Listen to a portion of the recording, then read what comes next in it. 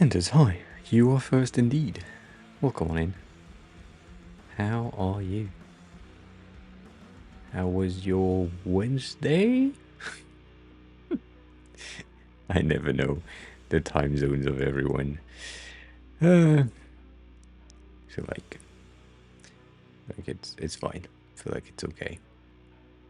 Wednesday is a pretty good guess.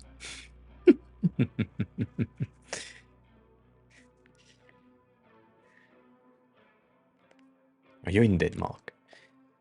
Yeah, we had that non-discussion discussion last time when you entered for the first time, and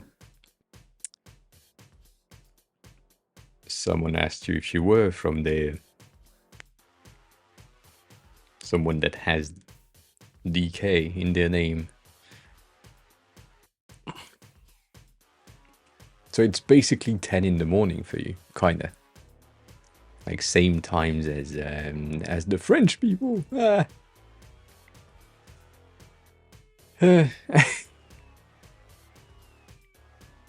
worry about it. It's fine.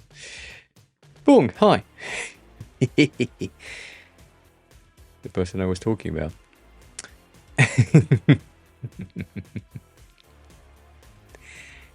How is you? And all that questions, all these things. I hope you're good. I hope your Wednesday was great, and you did the thing that you wanted to do. If you wanted to do things,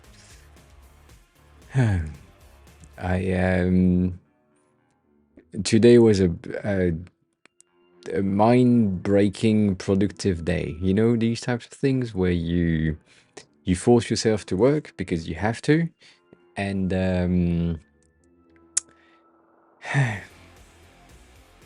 and that results in too much work. I made some changes. I updated some of the things that we had. So for references, we had the testimonials and shit. I did some teeny tiny adjustment and I got rid of it, and then I changed the color of the halo to something purple, but it didn't work with the rest, so then I bring it back to green. That's not really productive. And then the wizard section that we did on Tuesday, I revamped the entire thing to have my wizard's components and my wizard's different or different versions of the wizards, or the steppers. So now we have all of these. We have a combination ready stepper with the lines that they expand based on how like how much space you want to take, but also if you have like way more, way less, the last one can have an is last property that will expand the element, which is pretty useful. I wish I could expand the property to an auto layout property. That would be like great. Like a thing that says if true, then auto layout is fill container. If not, then it's hug content. That would be amazing. But you know, Figma is just design tools, not dev tool yet.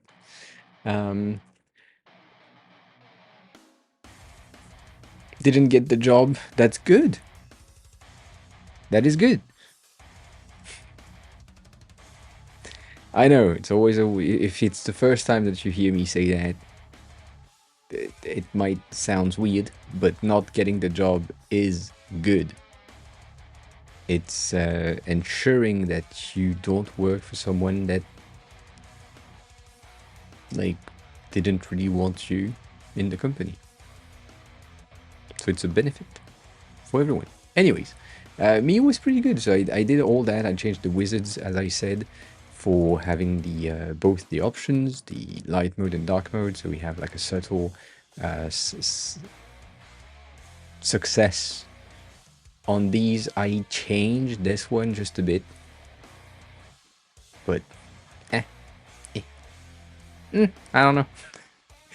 And then for the claim, which we spent all day on Tuesday and did absolutely nothing. I revamped what we were talking about and changed some spacing and alignment. We had like a very strict split side by side, and I don't really like that. So what I did is I had the image still split, but with a lot of space around it, which I think is better. Have a good food time. And then I added the one that I talked about, which is a vertical version. Mateos is now following. Mateos. Mateos? Yeah, I guess. Hi, welcome on in. How are you? Who are you? How did you find the stream? Consider the following. You made us pass the 69. I appreciate that. Welcome on in. By the way, for those of you who don't know, we're trying to reach 2,000 followers by the end of the year. So we have 15 days technically to reach that. I guess it's feasible, 30 people in 15 days. Like it's 2 followers per day. In average, I'm not streaming 15 days, but you know, we never know. We never know.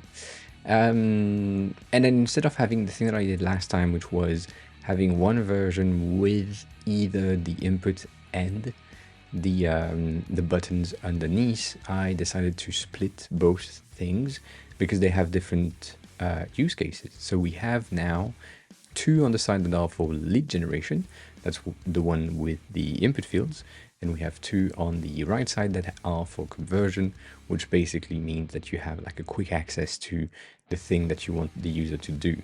So the button for the free version or the buy now is the conversion thing.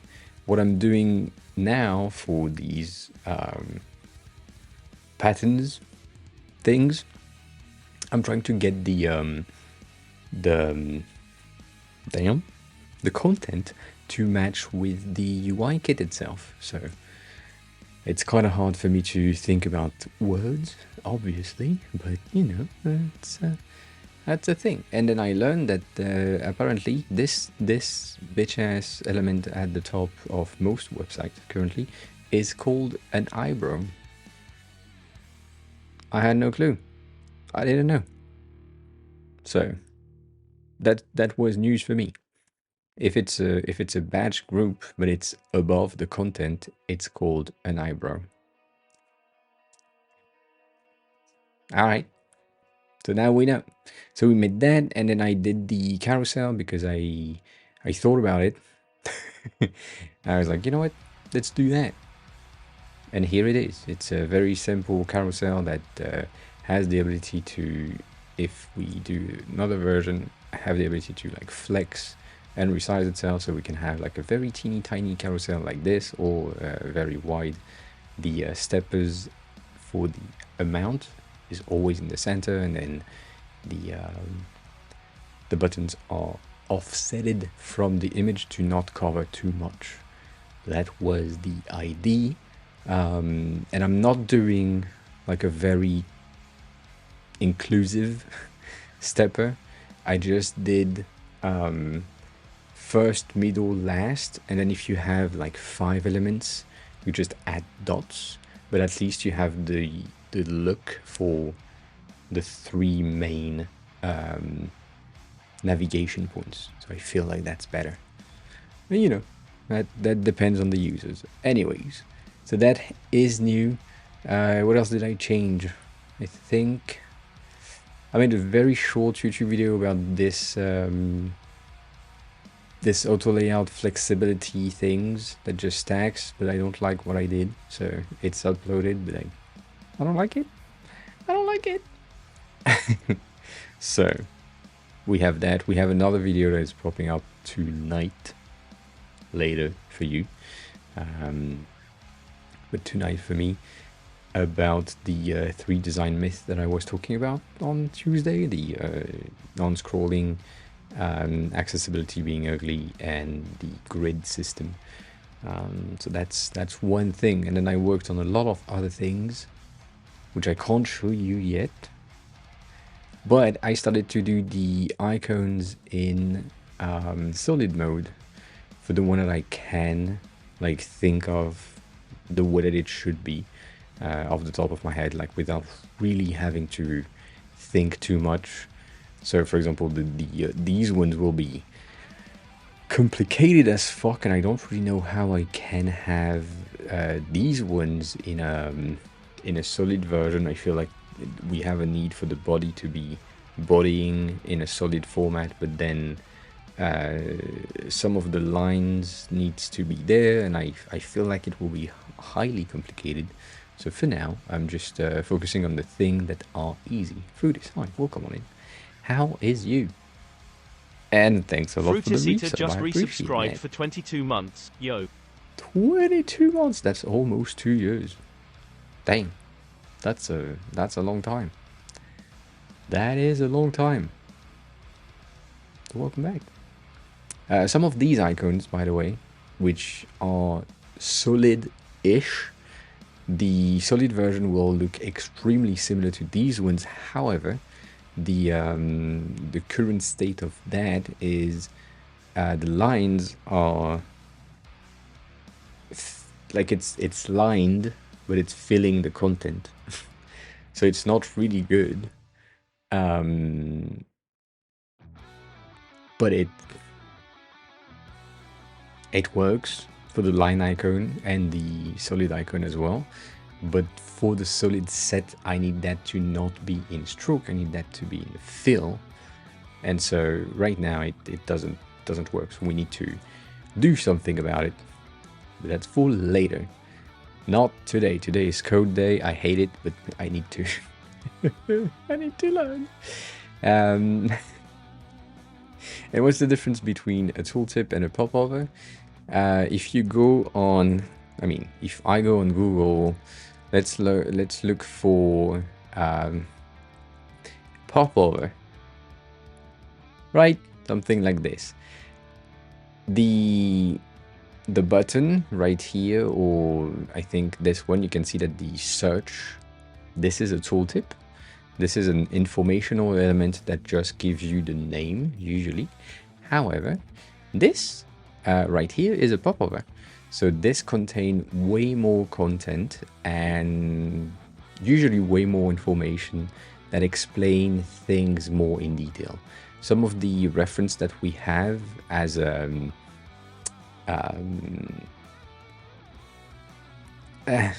good reference is Wikipedia. Wikipedia has some sort of a pretty good representation. So if we go into pop music, for example, each of these elements right there have their popover. So they are, you can consider them as content heavy tooltips. They usually are contained into the same components. I'm thinking about, I think on Untitled it's the same thing.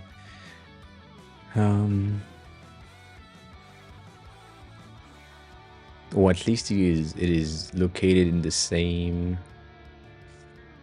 thing. Yeah, I mean, technically they have, this one is not really a popover, it's a big tooltip, but yeah. Usually, yeah, that is an arc only thing. that thing, it's arc just giving me the rundown of what arc can read inside of the link. So that is really useful. I can also do that when you're sending me like a link on chat, which is not from me. Sometimes I can have that, which is really useful. This feature, this specific feature from Arc is helping a lot to go way faster.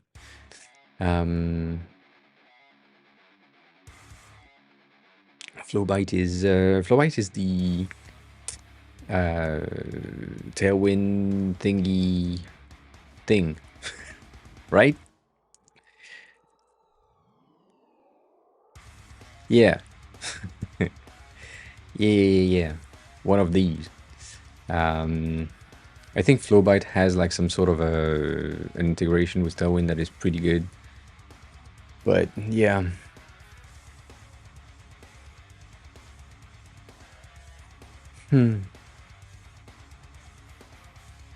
That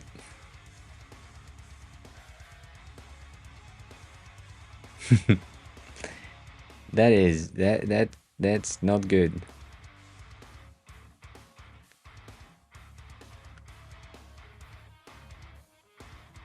I wish they had names, but they don't. I'm trying to see if they have like tooltips and popover as different things. But yeah, they have tooltips right there. They don't seem to have popover. A lot of UI kit don't have popovers because they are kind of useless. As in, let me rephrase that. They're really useful, but they usually you use the notification component instead of the popover because it's the same content. That's one of the things that I have been complaining about to some of the previous team I've been with, and also some of the previous team that I've been with have been complaining about that. The badges and tag, which are in some design language are exactly the same, like the tag are also rounded, and the only difference is the background color is the fact that the tag can be clicked, like activated. They have the checkboxes and the delete and all that, whereas the badge is just informational and it doesn't have any action linked to it. It can be clicked to go to the tag category, but not activated or something. So this is some of the thing that some of my dev in the past have been complaining about, as in they look so similar and they have the exact same behavior at 99% of the time. So it's just like a matter of, can it be, or does it have an action, or does it not have an action? If it doesn't have an action, then it will be a tag or a badge, and if it has an action, it will be a tag. And instead of doing like two components on their side, that you just one that has the ability to do both. But yeah, I don't know. I don't know how I feel about these anymore.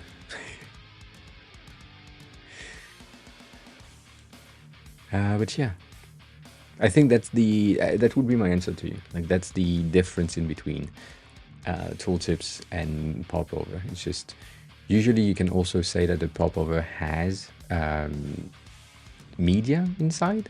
There is a lot of them that have like a cover picture or a small picture on the side that help understand the content. But other than that, they're basically the same thing. There is just more content on the popover. They have the same animation if you want as well. Anyways, today is Thursday, which means that I'm supposed to learn some JS concepts. I hate it. And today's concept is called the factory function. So let's get started, shall we? So far we've been creating objects individually, but there are times where we want to create many instances of an object quickly. Here is where factory function comes in. Real-world factory manufacturers multiple copies of an item quickly. Yeah, that makes sense on a massive scale. A factory function is a function that returns an object and can be reused to make multiple objects instances. Factory function can also have parameters allowing us to customize the object that gets returned. I'm guessing it's some sort of a loop. And then you can also, like, I'm not reading the rest of the paragraph. I'm thinking this is probably explained underneath, but from what I can guess from my understanding so far is that this thing will have the ability to also give me something like the for I equals 0, and then you cycle through all of that so that you can have your object that have all of the combination possible. So that's like, if you have an object with 3 sub arrays with 3 Robin Spy, hi, welcome on, with 3 values or entries indexed in 0, 1, 2, then you can have a cycle that does 000, then 001, then 011, 111, 100, and all that. So I, from what I'm guessing right now. Robin Spy, I have a question that probably too vague. Anyway, if I had an app that has levels of animations and transitions, mild and fun, let's say, would presenting that to the user as obtuse? It's not a word that I know.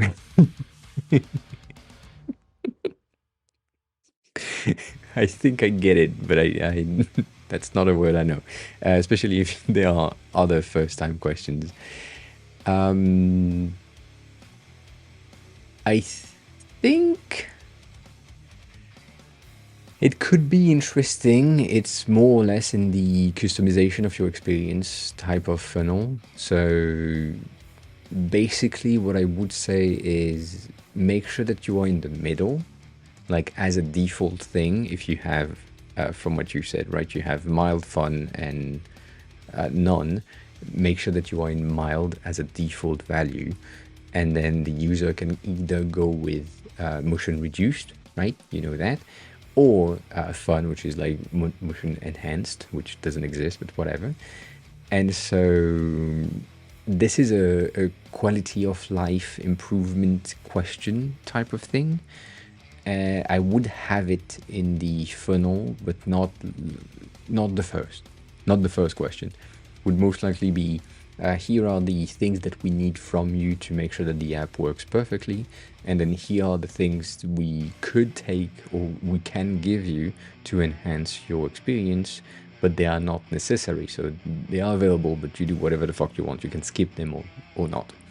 And in that you would have like a customize your app section, in which case you would have like the animation, maybe the color scheme, maybe the style if you have many styles, and that could be there, but it's a skippable element that can be accessed from the settings anyways. So yeah, it can, I mean, yeah, why not? Not against it. I think it could work. I think it could work, specifically if your target audience has some sort of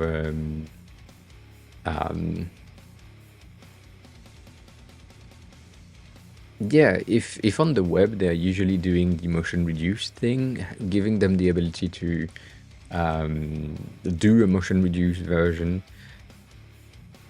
that's a pretty good thing. However, I have a feeling that this also is a system-wide override. So if the system is already in motion reduced, then on mobile, then you should have your app not in mild, but in none by default for these users.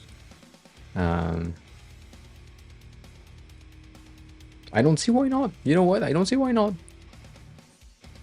And it's not too vague. It's a perfectly not vague question. Don't worry about it. And Enders, you said it's to send and receive objects in the code. Yes.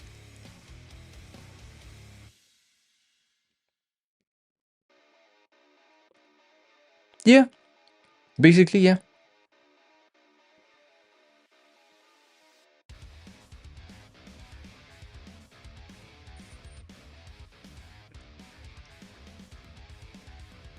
So what you can do, Robin Spy, is getting the funnel of like requirements, optional, and customization in mild, except if the OS is in motion reduced. Otherwise, and then technically, or even in wild, like in fun, could make that in fun and say that's the funnel, that's the amount of animation that we can create, so that you have a preview, and then you arrive at the question of customization, that contains the animation, so that way the user can say, okay, the 5 previous slides were crazy as fuck, I need something that is less crazy. Or oh yeah, I like that a lot, let's do more of that. And technically, if you are a user that use motion reduce, you would not see anything, so that question can also be skipped. It's a bit more complicated in my head, but I feel like it's just an if statement once again. Like if motion reduce question display none. Yay. I feel like that makes sense.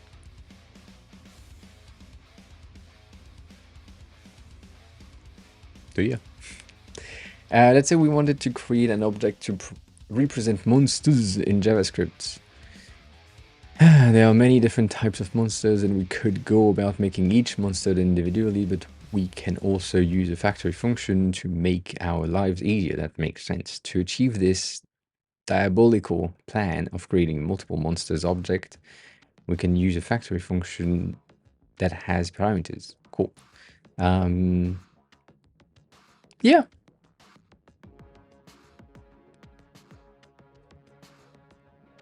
I mean, if it's the onboarding, right?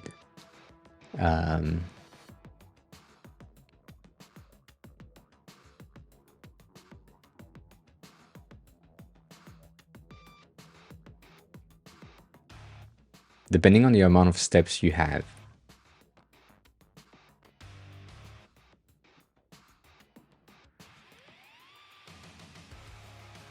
I'm thinking.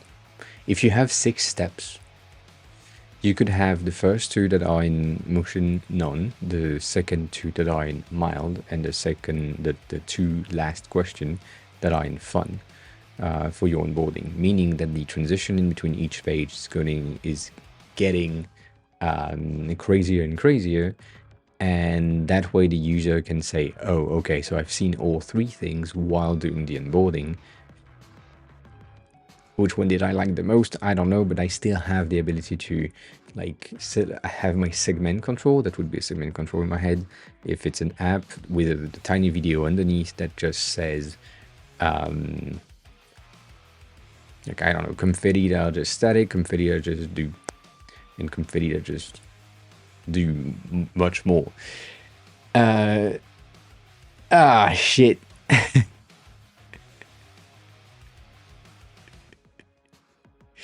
Denny, welcome on in, and also anonymously, welcome on in. Have a good luck. Denny, take care of yourself. Please, don't overwork yourself. Bitch. Code Academy is kind of sad. Not working fast enough. But yeah, right now I'm just giving you IDs that are not great, Robin Spy. So, forget about it. I was thinking about you earlier today because I want to create a page as a repo of the project we talk about on stream, linked to the creators. So, like, we would have No Mercy at the top with Stony, and then the Almanac of Gardening with you. We would have feed mount with Phil's and Denny, and all of these things. When we have like big project that takes over a stream or more than one stream, I kind of want to have a repo that showcase some of the content that we've had or talked about.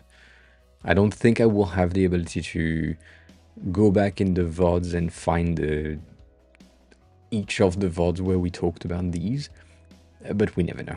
So, you know, that could be interesting. So yeah, I still want to see updates on that one. And then how's the how's everything?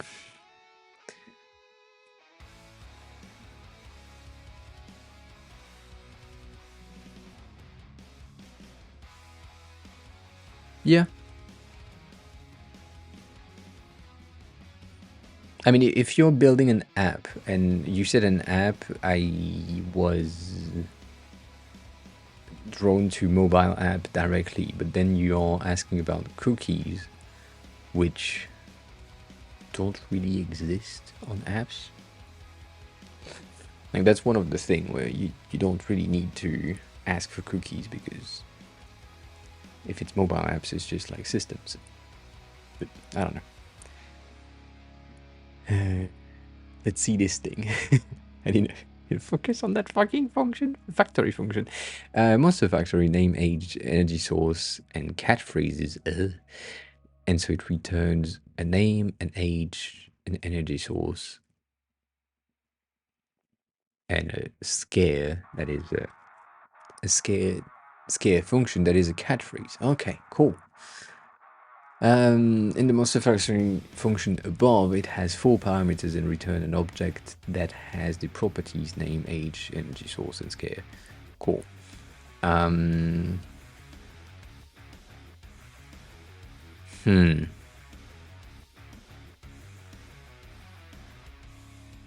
Yeah, I told you don't burn yourself. But also, you know, sometimes you need to work to finish something.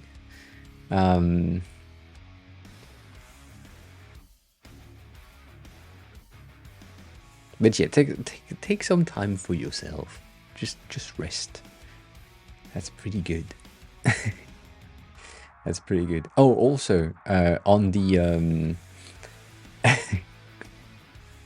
work hard, not smart. That's different. On another note, I added something new. If I clicked on the right thing, yes. So I changed the rental button to services, even though they are extremely small. And now we have 2 services. You can book a slot on one-on-one slot with me, which I think that will start to come in handy. I know it's expensive for most of you, like $800 is kind of expensive, but still, you have 2 options, an option for teaching and an option for coaching. And so these things are supposed to link you to this, where you have the ability to see where I have availabilities, and then you can just book a slot. So that's new, that's useful. I haven't done the funnel yet. I need to do the funnel that send you the bill. Once you selected the booking and you validated the thing, then you get you get the bill. What's teaching and coaching difference? So teaching is specific to a topic. So if you have something in mind that you're like, oh, I need to absolutely learn how to use that thing because I don't know what to do with, like, I don't know, Framer, for example, then we can have an hour call that explain to you how Framer work. One-on-one teaching. Coaching, however, would most likely be review of project and or help for your company. So it's most likely going to be a company-wide thing rather than an individual stuff, but it's still called a one-on-one because I'm talking to one person most of the time. It's like, yeah, so you want me to take a look at your website and potentially giving you some direction on the reason why it doesn't convert as much, or why you don't stand out as a brand when you are in like a field full of, I don't know, all the designers, all of the logos look the same, and so you don't stand out. So we need to do something about that in terms of branding, or the new positioning is bad, and so that thing is gonna be in coaching and not really teaching. They are close, but it's most likely gonna be teaching being specific topics, and coaching being company-wide help, if that makes sense.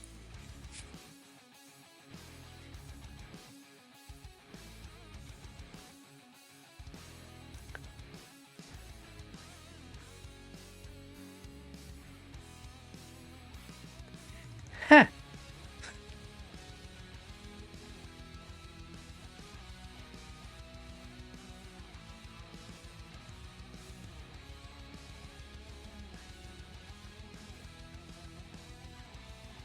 That is neat. First fun IDs was a beanstalk named Jack.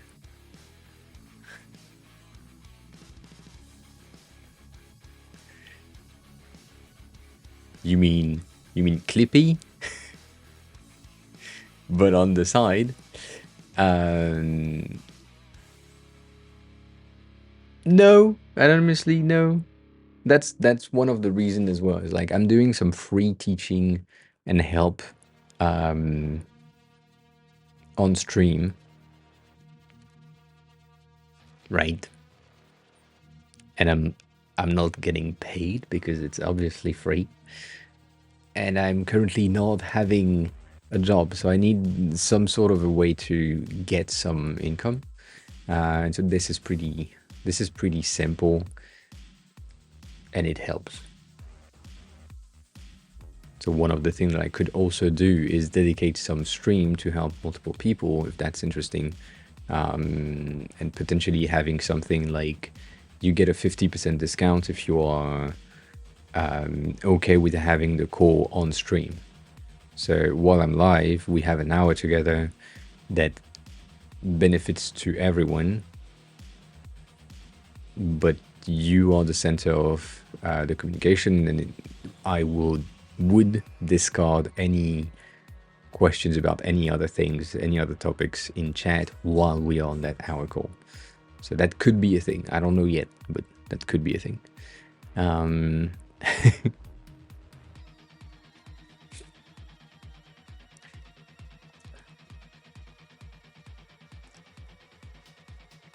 So it's a const type of thing plus parentheses after the equal because it's creating that value, right? So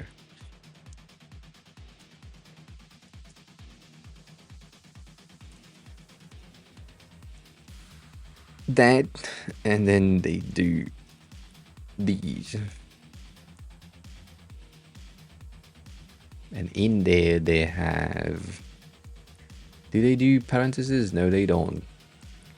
So we have model and mobile. That's it. Okay, cool. Create factory function named robot factory. Did I make a mistake? No, it seems like it's okay. And that has two parameters, model and mobile. Make the function return an object. In the object, add a key of model and the value of model parameter.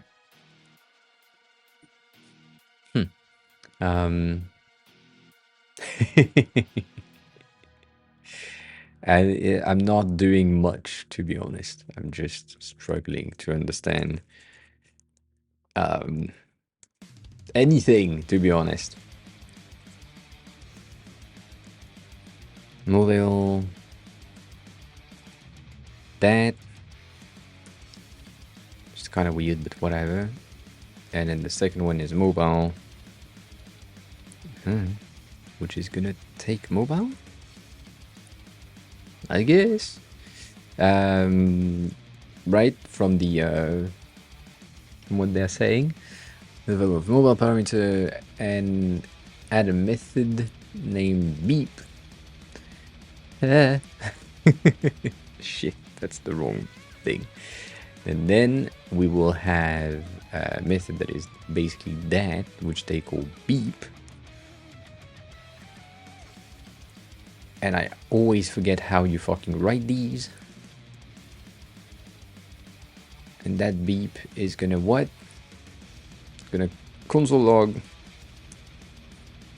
some shit, and that some shit is gonna be beep boop. Okay. Couldn't have done worse. Am I wrong with the parentheses? No, we're good. Cool. Yeah.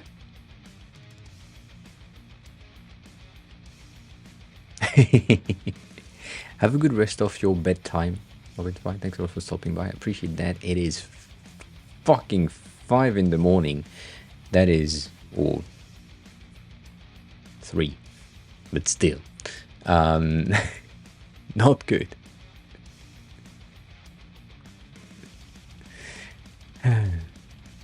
Yeah, take care of yourself. Rest well. We'll see you soon. We'll see you soon. Yeah, early morning, not late night.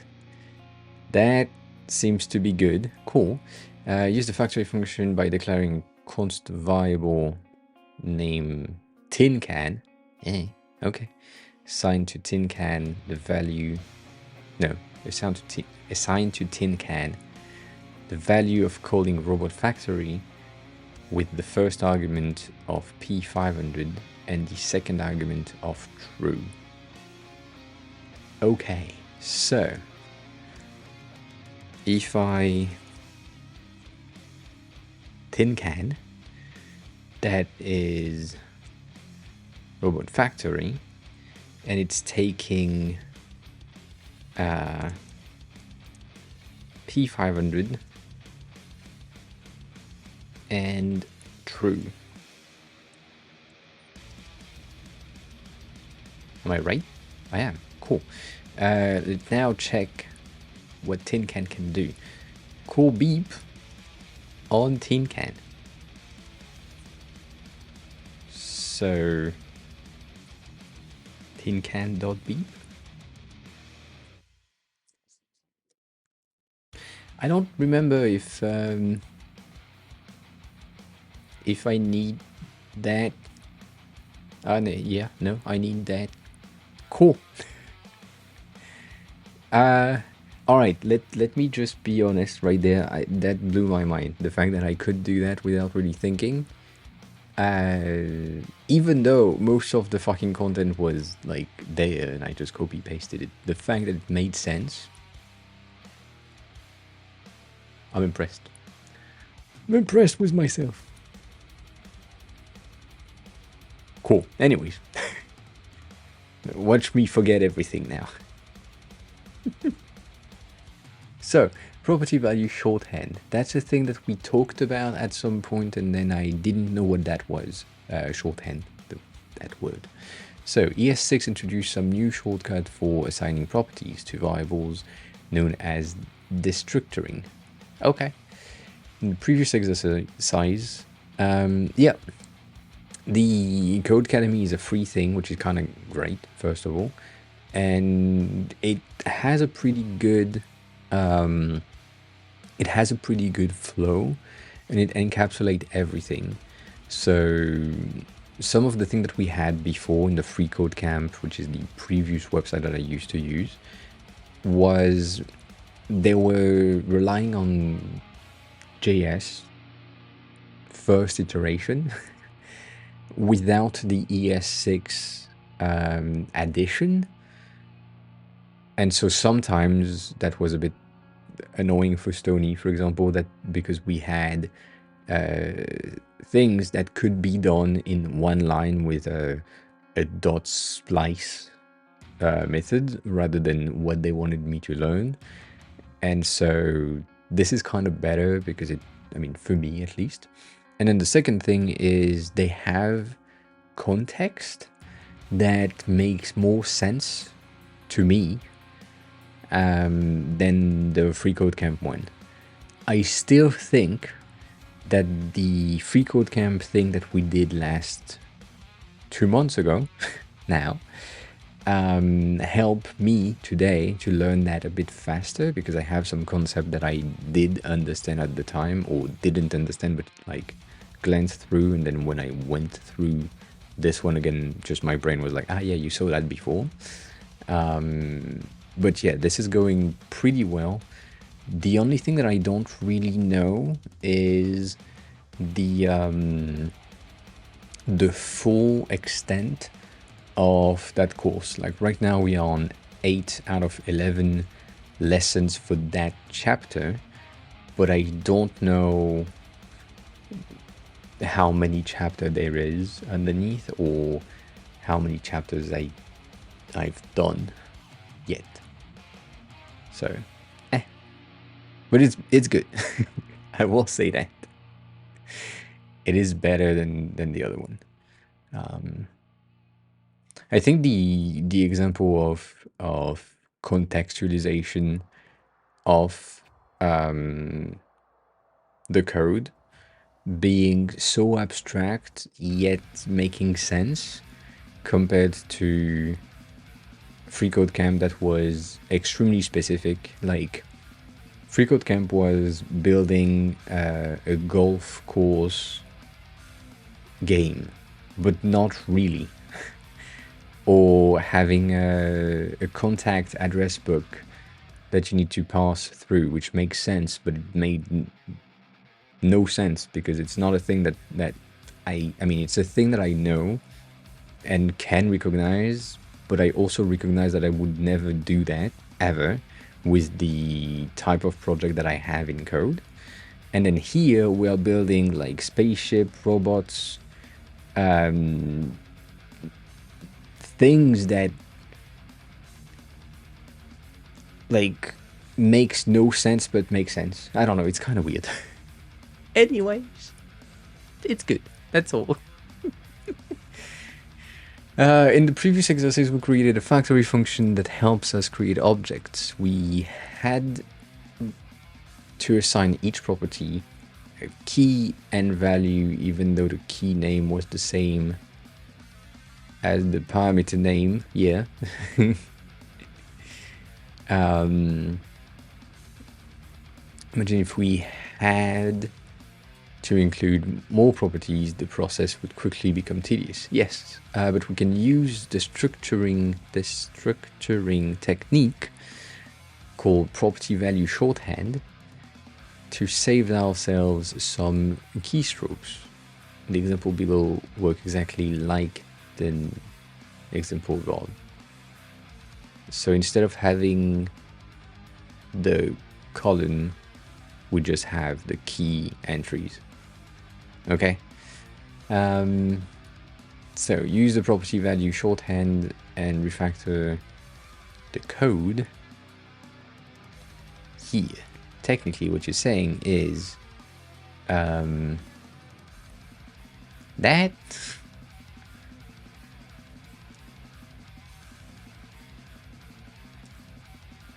that's it.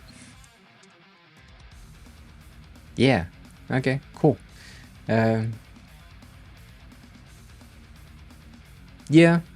I mean, that's the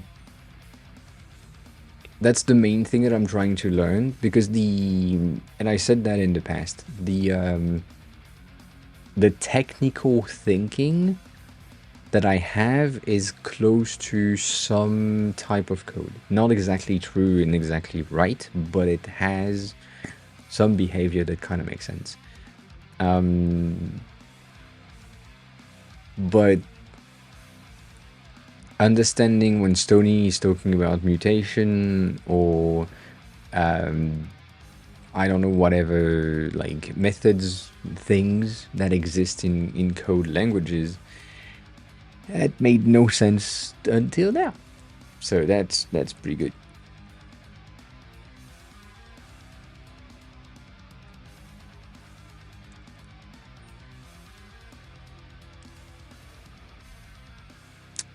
Also, it's been a while. Give me a second.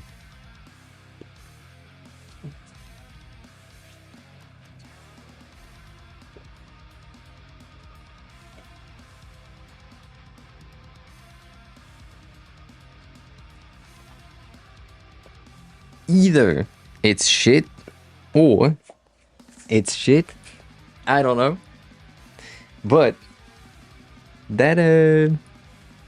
that came in my view this morning after the gym, and I was like, Ashley, hi, welcome on in. Like, that's cute. That is a Fleet Girl collectible can. And I was like, okay, it's a pale ale beer, so it's not my type of drink, but she cute. So, you know. What do you mean, ban? We good with that? You can try it. I don't like beer in general. And I mean, Japanese cans just look like soda. So if you can't, I mean, if you read the thing, yes. Ah, yeah, that smells like beer. That's sad.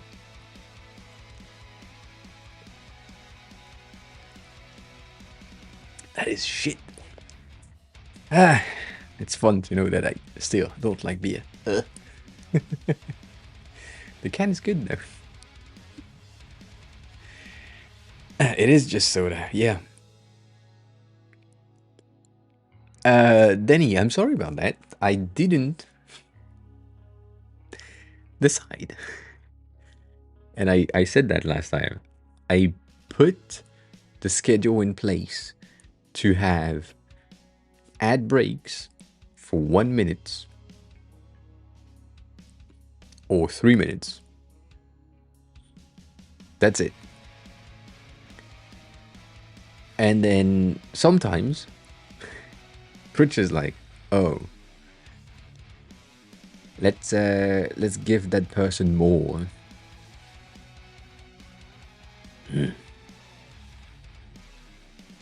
So I don't know. You think the art is vulgar? No, it's just anime. Have you seen the other things that we talked about in the past? Like these, we have a ton of these as well. That which are kind of cute. A long time ago, I don't know if I still have them in here. It's been a while. It was like last technically it was last year. Almost exactly to the day. No, not almost exactly to the day, but like close to this one. That like the Bleach related Coke. Have a ton, and then I had like French sandwiches. That happens. 10 streams. Holy shit. Thank you for this recap. I appreciate that. How was your day, by the way? Or how is your day? Are you still at work? Or are you still at home, not at work? That's most likely what I wanted to say. Godwin, hi, welcome on in. So, the structured assignment. How are you?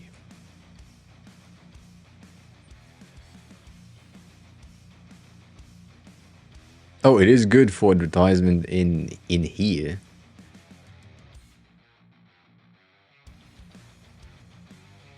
You've missed things.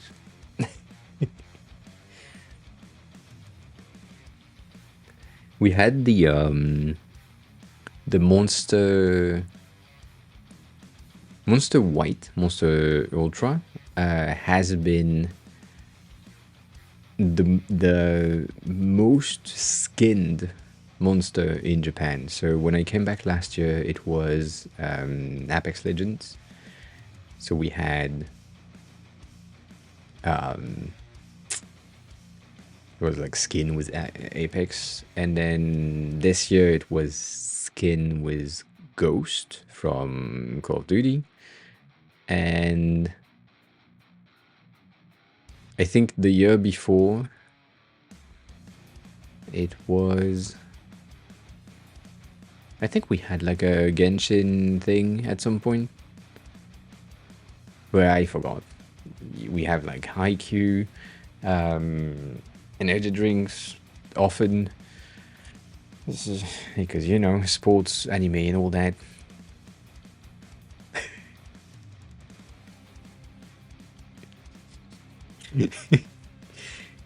Denny, is it really true? Is it? Did you really have condom ads? Holy shit, that's nice. Red Bull doesn't really have skins. It has flavors, but it doesn't really have like partnership with anime things like we have on these ones. Like these ones are kind of crazy when it comes to anime branding for the energy drinks. But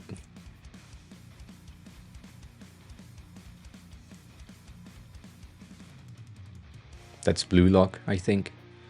So, yeah. Whatever.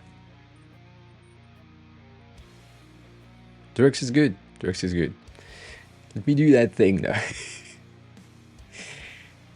We often want to extract key values pair from objects and save them as variables. Take, for example, the following object. Lone Traveler, hi, welcome on in.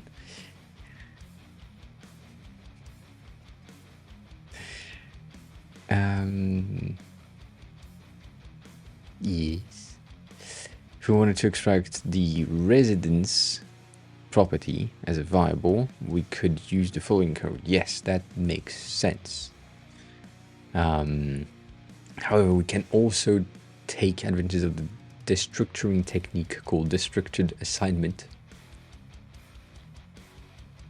language to save ourselves some strokes or keystrokes, or to save ourselves from a stroke. I don't know.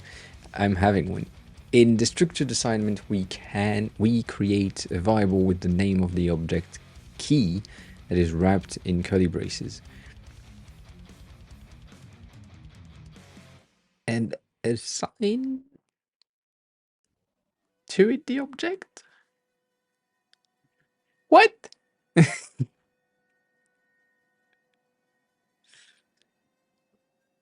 I mean, we had a discussion about anime as a word sometimes last month, not here, but as a general term in the internet, where a lot of people are still saying that anime is like animation from Japan, and then people in Japan are like, no, anime is just like anything that is animated. I mean, when you live in Japan or you speak with Japanese people in Japanese, and you have the realization,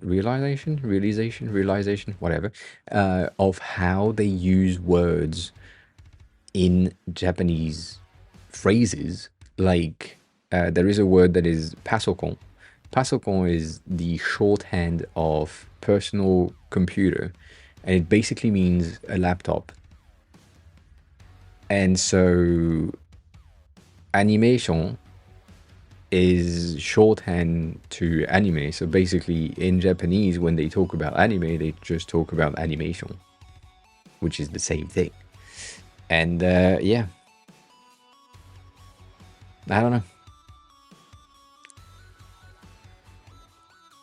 It's kind of...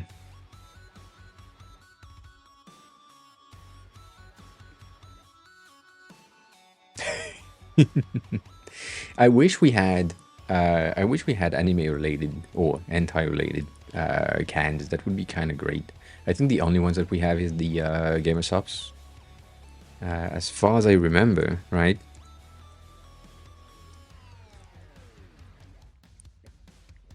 All of the waifu cups. That's the only one that we have in terms of energy drinks related to anime that are not these. They're not censored, but yeah. I kind of want to taste test Gamer Subs because I haven't. But I don't think they ship here. Yeah, I don't think they ship here, which is kind of weird. But maybe they do, and I just haven't checked. One day, maybe on Amazon, I will see. Whatever. And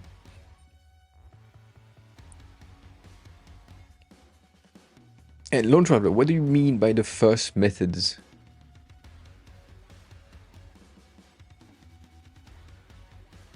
Oh, you mean that?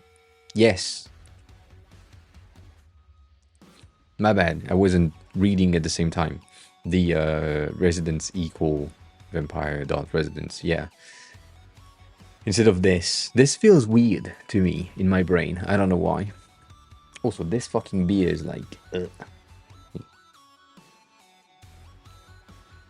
Yeah, it's not for me. Ugh.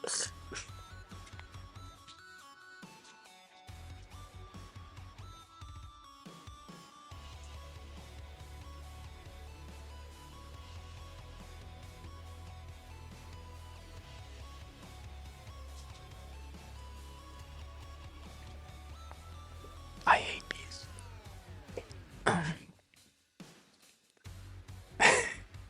I don't like beer in general. I didn't check what it was when I took the can anyways. Look back at the vampire object properties in the first code example, then... Yeah, no, I know the difference, whatever.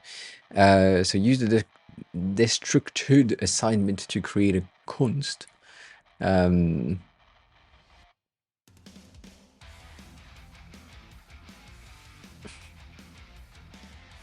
No, I wouldn't. Yeah, nah. Beer is just bad. One of the... 1 second. One of the beer can that I had last week, not last week, a while back now, was pretty interesting in terms of visuals, but also taste. There is one that I should have taken in a picture of, but I didn't. So yeah, this one was... Pong, welcome back.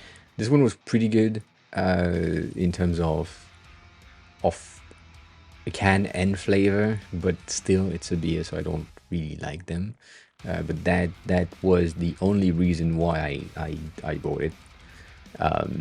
Yared is now following. Like,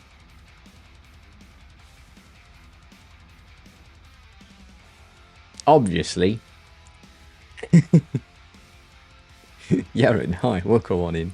How are you? Who are you? How did you find the stream? Thanks a lot for the follow, appreciate that. So yeah, that can was pretty good. But they had like a bigger... The same company had like a bigger can with a matte black, like purple black matte label with a pink foil, like holographic foil for all of the text and the logo, and that was top notch. And I forgot to take a picture. The beer inside was not great either, because I don't like beer.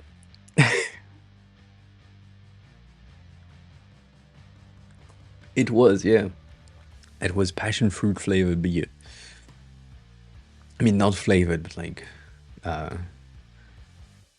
passion fruits infused beer.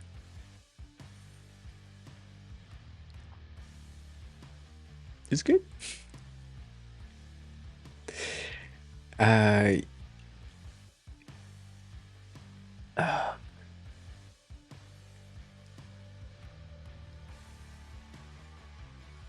So they want me to do const that functionality, and then it's equal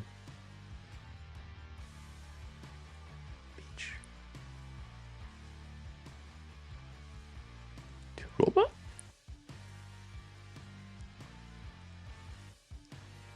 What?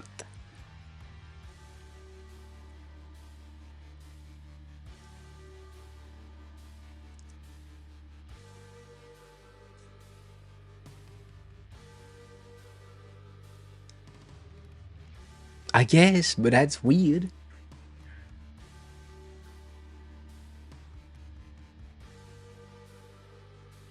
I want to try something, but I feel like it's what I'm about to do later, so I will do that example and then we'll do the thing that I wanted to do. So since functionality is referencing robot.functionalities, you can call the method available to robot functionality simply through functionality. So if I do functionality dot beep, right, it does that. Cool. So by curly bracketing an element and then assigning it the main variable in which the property is used, I'm basically transforming a yeah, a property into a variable.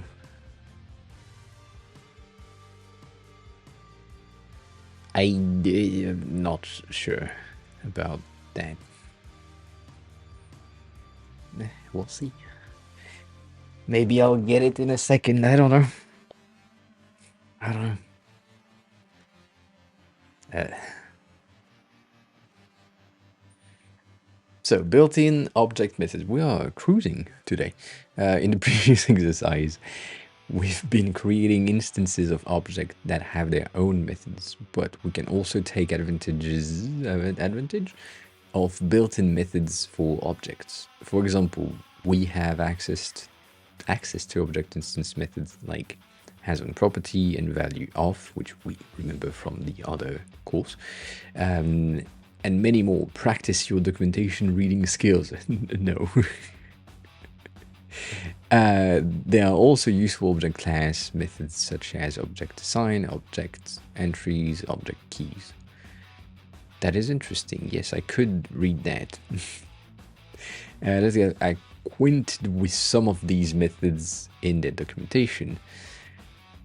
Note, you will see errors as you work through this exercise, but by the end the error will be fixed. Bitch. You could give me the thing without errors as a starter. Anyways, in the main.js there's an object called robot. Yes. Would like to grab the property name, otherwise known as key, and save the keys as in an array which is assigned to robot keys. So robot keys object keys object keys.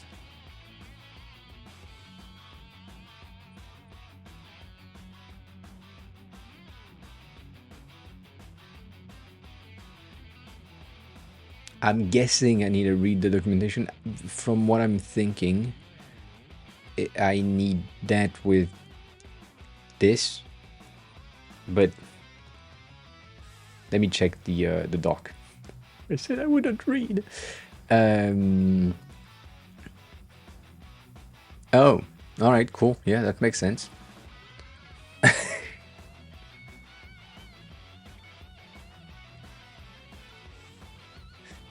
Yeah.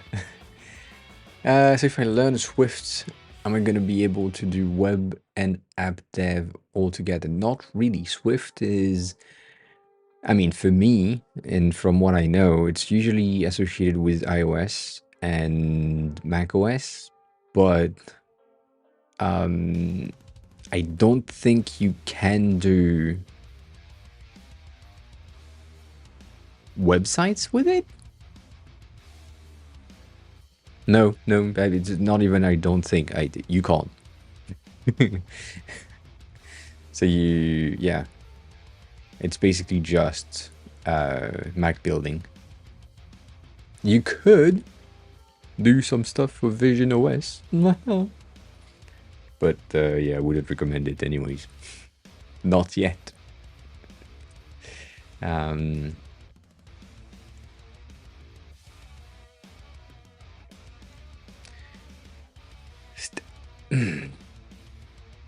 All right, I'm gonna be the voice of reason here, Denny.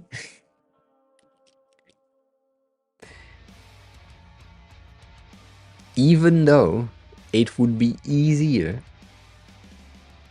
for you to learn React. What do you mean ads? Again? What the fuck?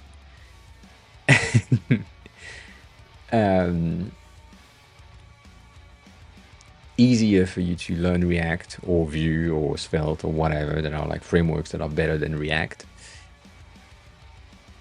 Then I would highly recommend you to do the thing that I'm doing right now, which is understanding and learning about the foundational of JavaScript, which is the foundational of React, rather than deep diving directly into a framework that has been simplified. So Vue is interesting for me. Svelte is interesting as well. There is like other Next.js is interesting. But there are some things that I call abstraction, or here they are calling that destructuration, or destructured shit, whatever. All of that would like give you an ID, and then you would only be able to work with like Vue or Svelte or whatever, or React. Whereas if you do and understand how the foundational work or the foundational language work, you would have a better time switching languages later, if that's interesting to you. And so for me specifically, knowing that languages are just like, or frameworks are evolving, there are new ones every year, technically every month, that are better, worse, better for these use cases, whatever, but they are all based on JavaScript. My understanding of JavaScript as a foundational thing will then help me to say, oh, so in React you have abstraction of this element, or you don't need that thing. I still know how it works, but I don't need it in that code base. However, on another one I would need it. So I would highly recommend you to just learn the foundational rather than a framework directly. But yeah, it's I think I said that for Figma at some point about having the ability to build something without a plugin, and then once you understand how to do it without the plugin, you can use the plugin to do the thing for you faster, because it's just like it's 2 clicks. But at least if one day that plugin dies and is not available anymore, you're not fucked. The plugin in question is the build your own table plugin, for example. A lot of designers don't know how to build table efficiently, and that plugin is just amazing. But if you don't understand how it works, you're fucked. So yeah. Anyways, robot entries is object what? Dot entries, objects.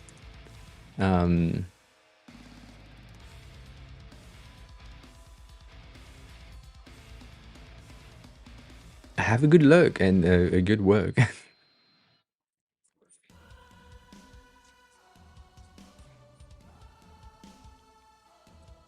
So, object entries will also return an array, but the array will contain more arrays.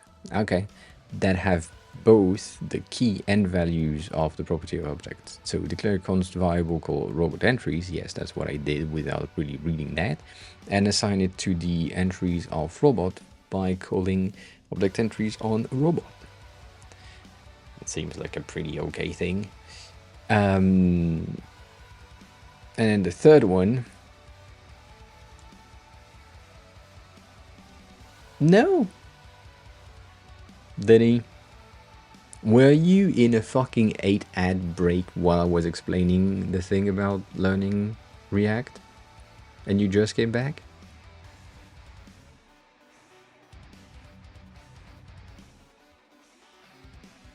See, that's why I didn't want to do that.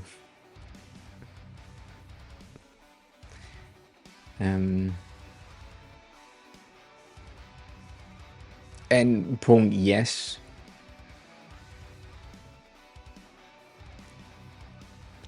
But no. I think, I mean, not for me. Let's say that. Not for me. I know that I did that in the past for design work, like understanding how design work was done, like buying a template and then trying to understand how it has been built and all that. But for dev work,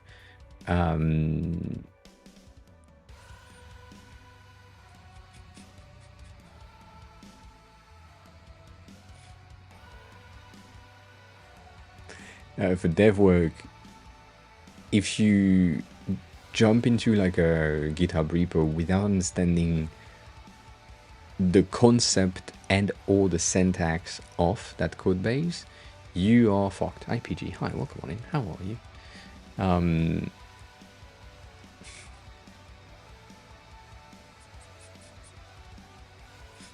I could do that. Like if I'm opening something in PHP and I'm like, yeah, I want to learn PHP, but I have no foundational understanding, there is a high probability of me not being able to progress. Whereas just learning the foundational, which is what I'm doing right now, even though it's giving me some more than foundational things, it's still better than just if I had like that monster factory as a code repo, wouldn't have understood shit. So I do prefer that method, but that's a personal behavior. Now, if we want another object that has the properties of robots, but with a few additional properties, object assign robot, sound like a great method. Oh, I think I need to read this one. Okay, so target source.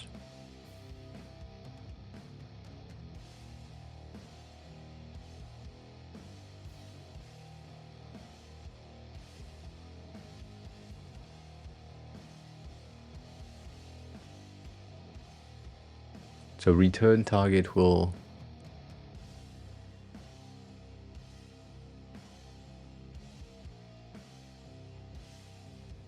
yeah.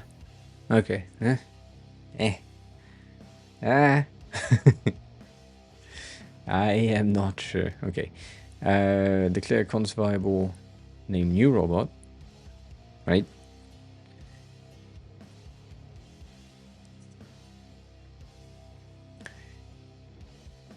New robot will be a new object that has all of the property of robot. So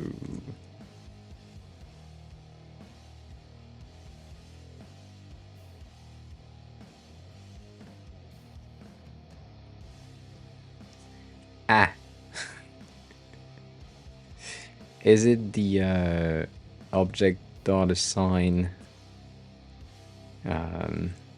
and then you do robot and something else like that?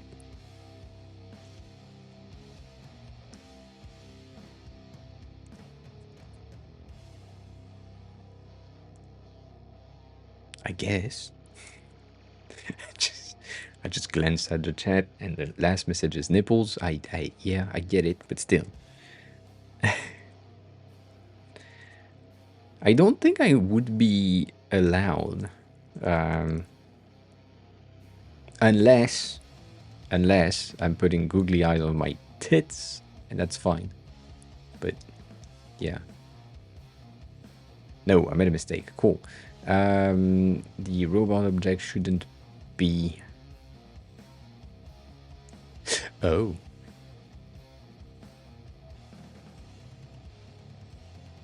I'm guessing what they're saying is I should take, instead of robot here, I should take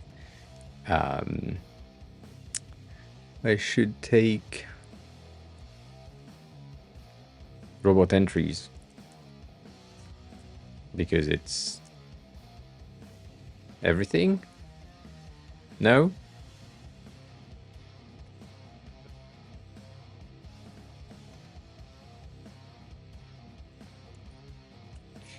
I don't get it.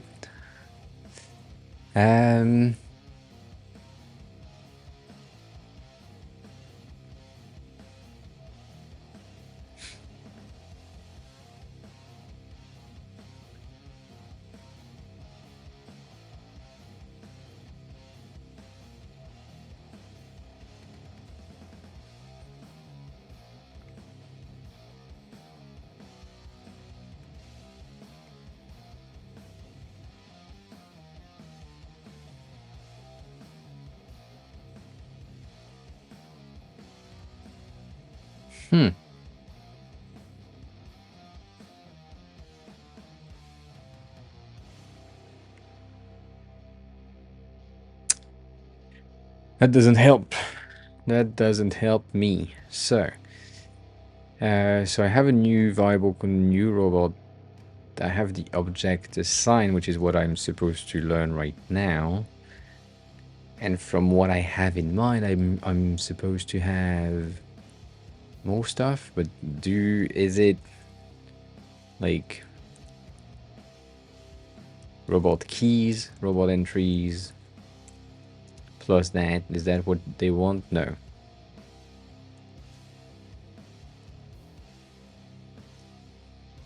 I don't know.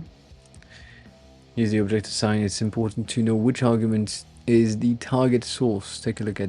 Yeah, but the thing is that section doesn't help at all.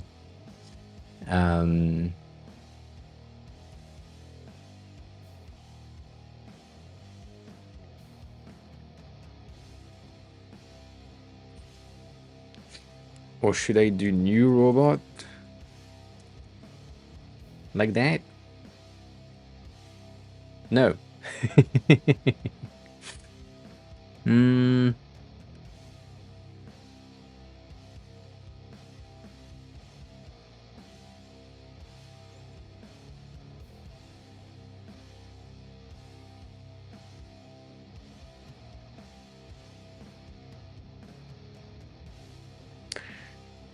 The thing is, I did that, I think.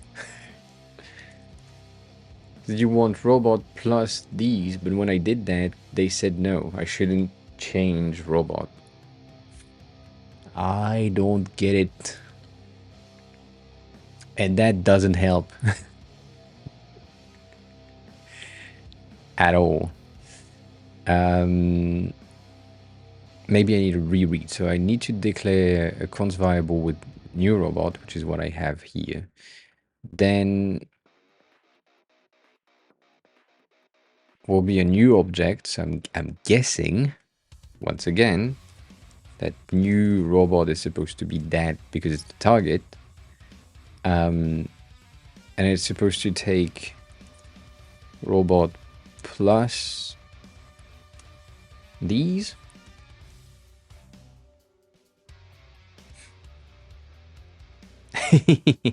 You can. Don't buy too much stuff though. Alright, I'm making a lot of mistakes. That makes sense. Is me dyslexic as fuck and I forgot to type a letter in the right place? No, it seems to be okay. So I don't have anything that helps with the assign.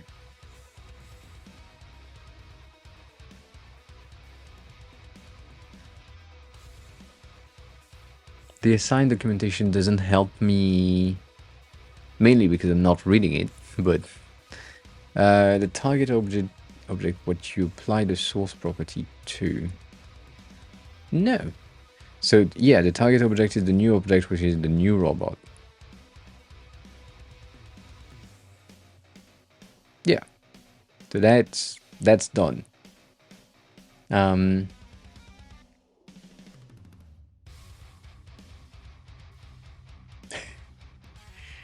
Don't buy an expensive chair, Denny.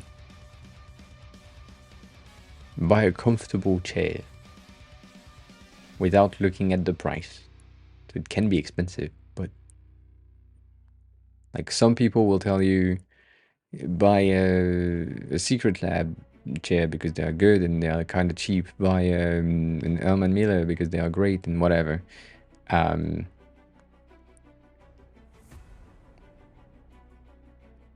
Buy whichever works for your butt. It's the most important part. So const new robot, yeah.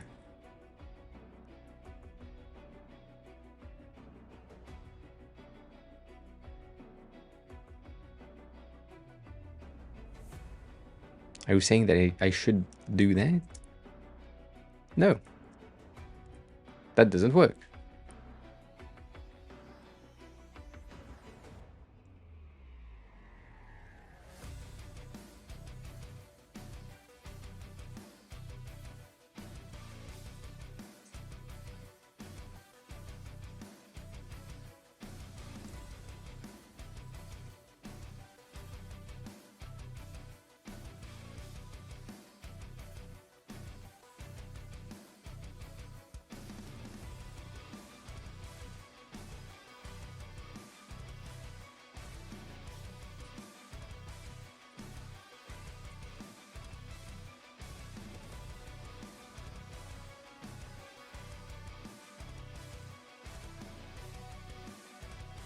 I'm not sure I understand what you're trying to tell me, honestly. Um,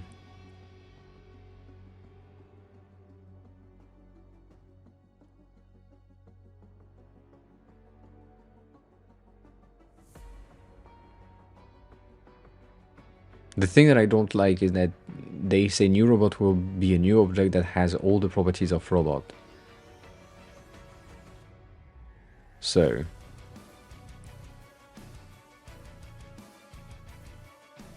and also objects, I feel like um, that wouldn't work.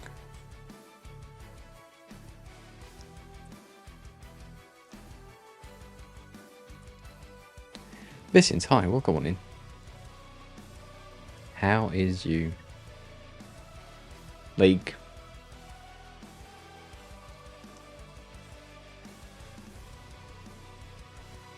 you put that at the end of the thing? As if it works. I'm guessing this is like syntax stuff that I do not know. Yeah.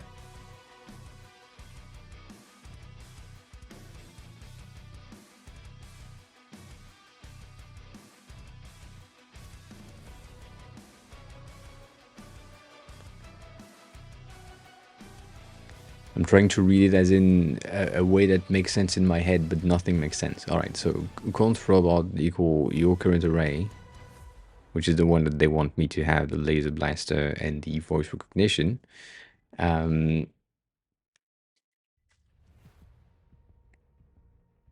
the new array, but if I'm doing the new array plus the object assign robot, new robot, it doesn't work. And I feel like I mean, from what you are sending me, this is what I wrote. But it doesn't go through.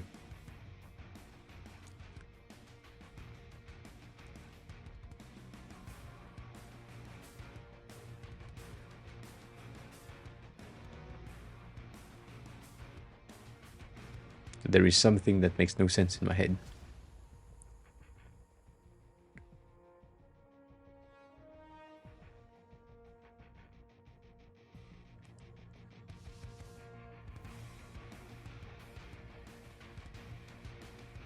And then this makes no sense either. You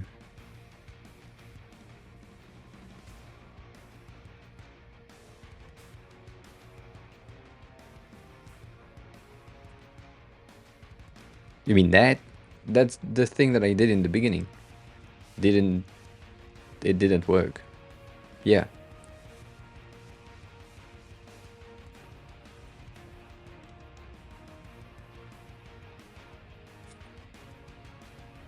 Oh I mean, I can't do that.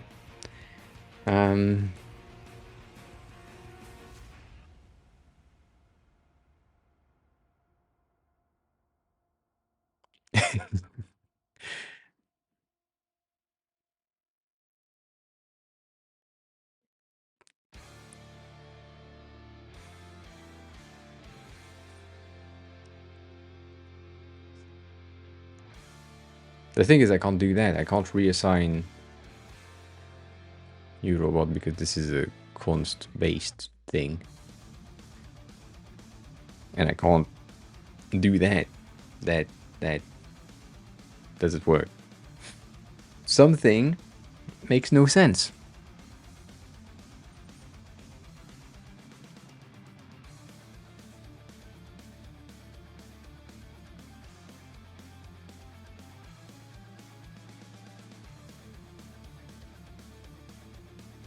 Like if I have that, yeah, I get it. But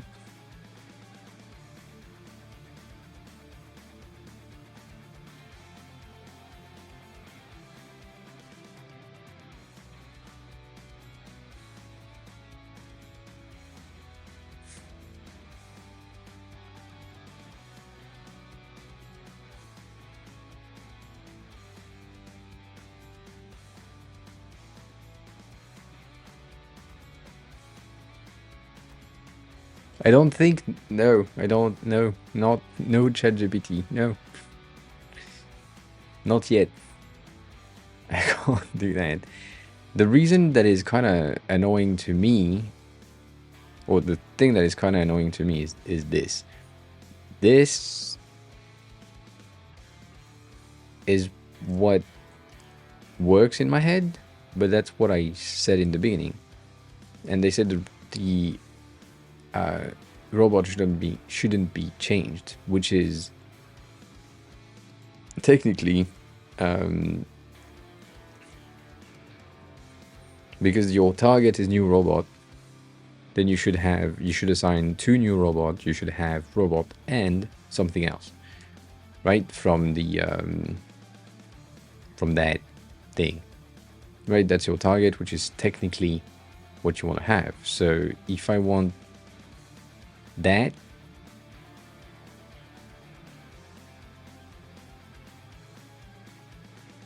there is a syntax error in my head that makes no sense in the assignment thing. Like in all of these examples, something just doesn't make sense. Like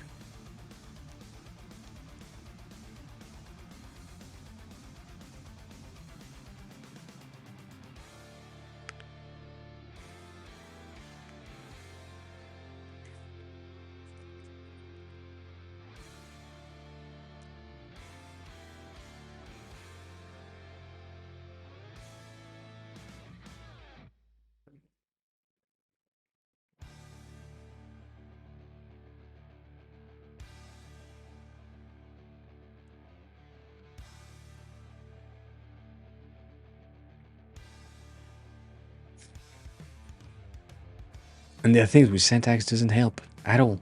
At all.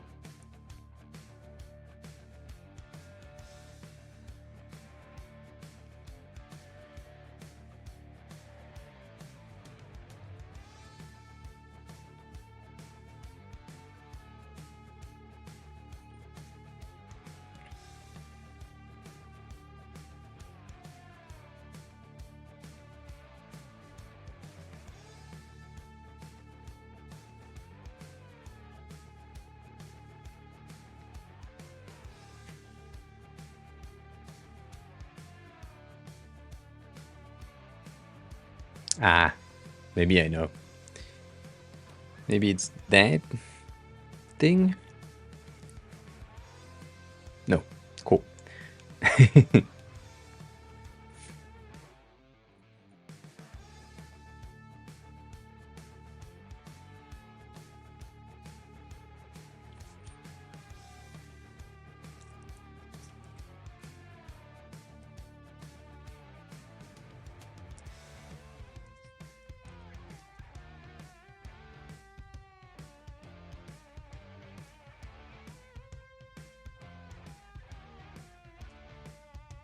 I don't get it.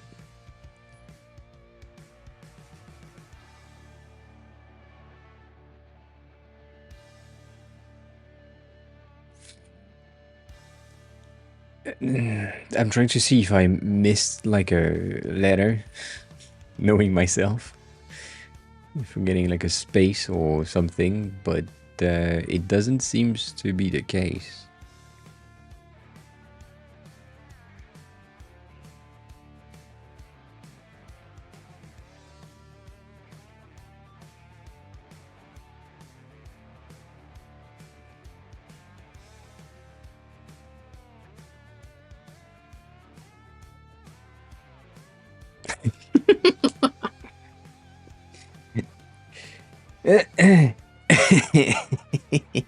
Well, maybe it's a sign, Denny. You probably can't hear me anyways, but...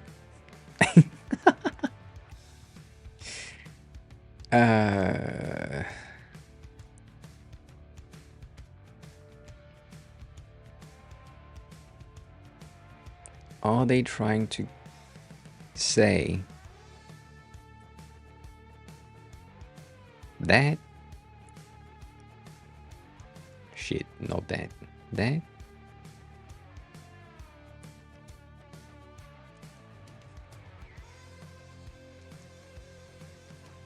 Ah, for fuck's sake. They did. Huh. Hi, Wayland. Well, come on in. Good morning. The thing that once again, it's the way that they phrase shit that is just breaking my brain. So what they said was new robot will be a new object that has all of the properties of robot in and the properties in the following object, and that was the object, and the in is the thing I didn't read.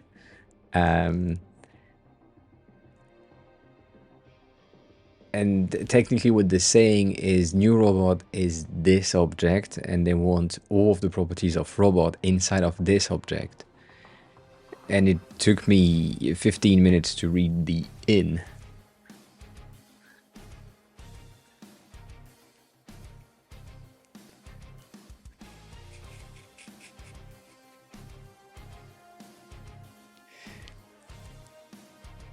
You think that's not what they're saying? I don't know. It feels like it is because it worked.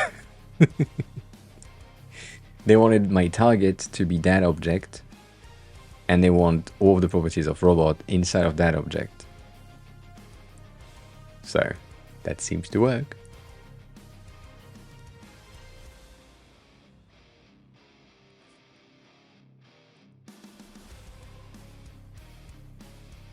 It's the in the following object that made things. Maybe it's a sign, Denny. Maybe it's a sign. I don't know.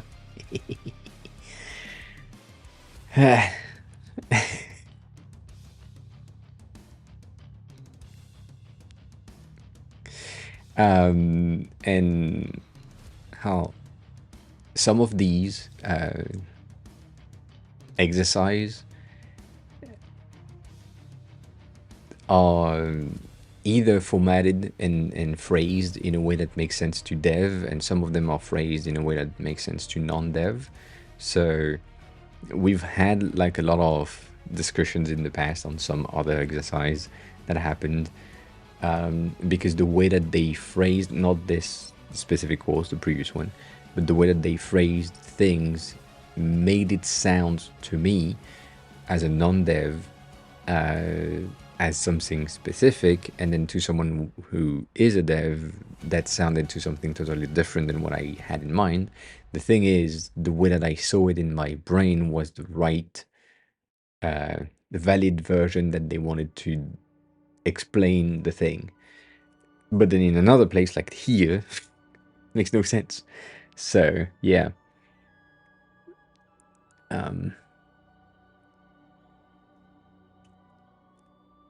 And honestly, yes, it would if these things were not rigged to get the right answer. Like the right answer. They want a very specific answer. So, eh.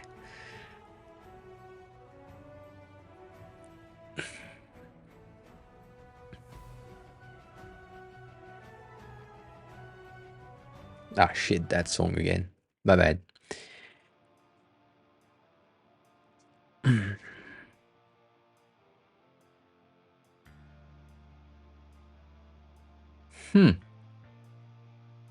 Maybe one day.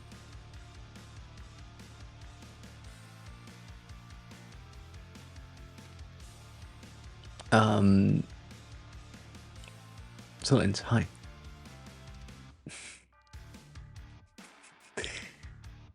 Basically,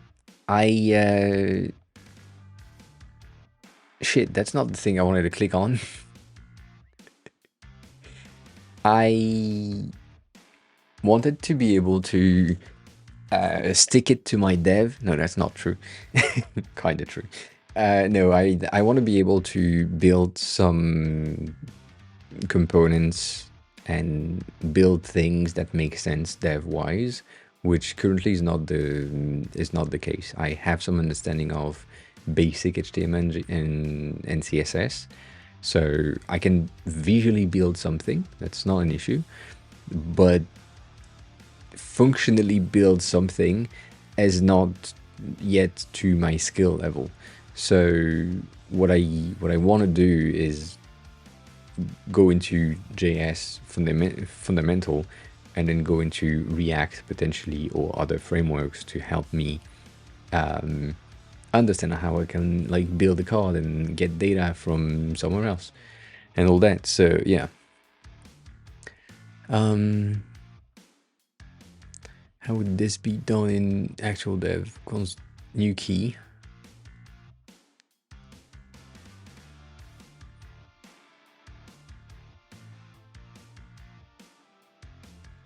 Yeah. This could make more sense, yeah, if you had like new keys. The thing in your version, and something that wouldn't be working, is in the example that they wanted was me to not modify robot as an element. So it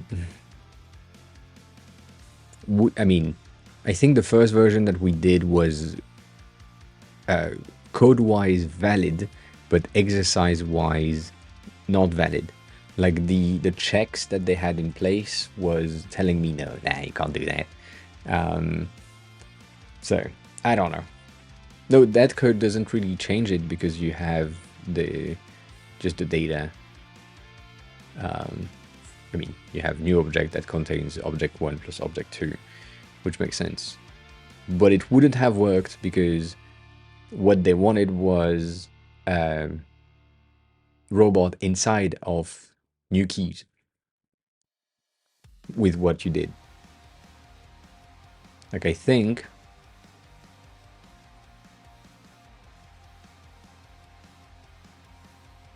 bitch. Bitch. Not that.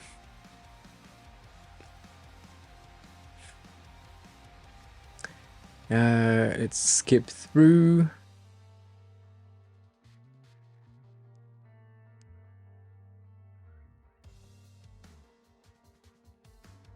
This one.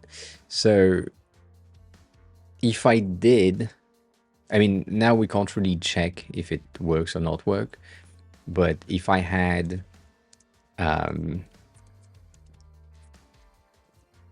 that is equal to this,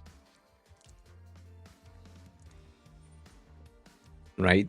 And then I have new robot that is object assign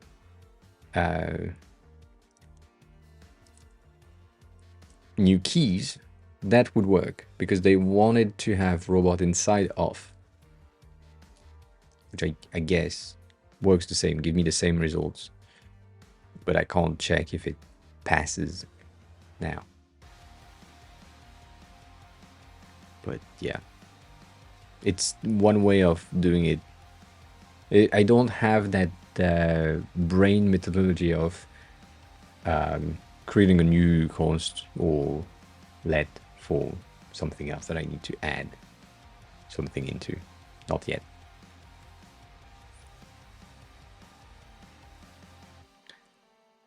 So, oh shit. It was in front of me the whole time, the second ago when we were discussing, but turns out I'm done.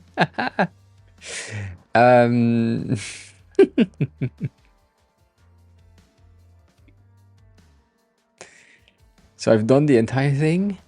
Is that true?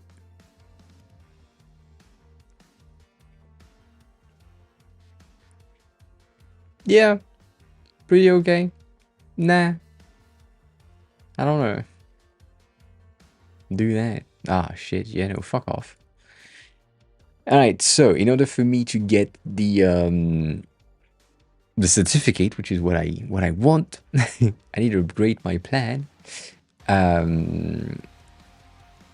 So I want to see how much they want for me to get the plan. I should have bought the thing on Black Friday. It was like 50% off. It was kind of crazy. But yeah. Maybe I can try Pro, get the certificate, and then cancel the subscription.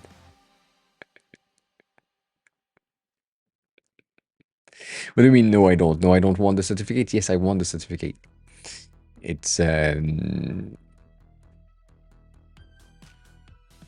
it doesn't add anything and doesn't give me anything, but it's just like try Pro, try Plus. What's the difference? You don't have the prices difference, bitch.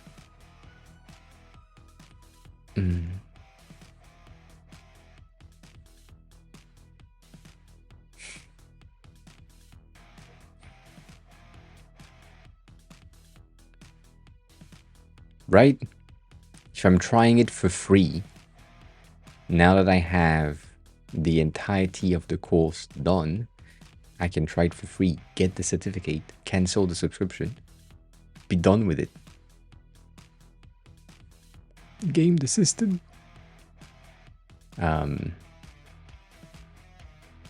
Right? I can have my certificate completion right there. But yeah, no. The other thing that I was thinking about was the deeper level of exercise that could be helpful. They want that with a $19 a month.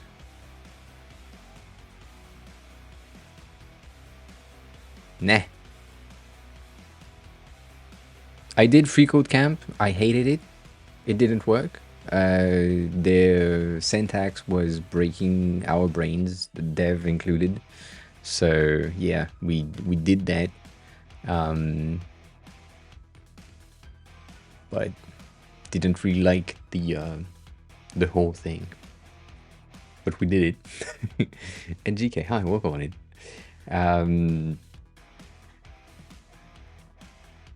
So there is like more stuff. I'm just looking at.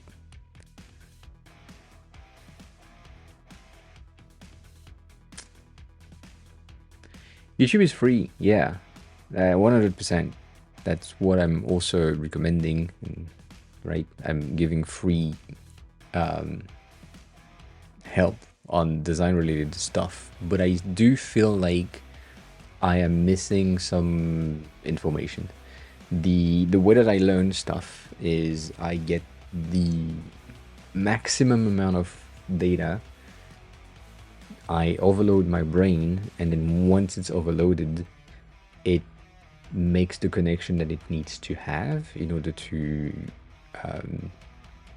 make sense of what is in front of me. And so right now, even though we've went through the entire thing, I still feel like we're missing some data, or at least I am. And so I don't know.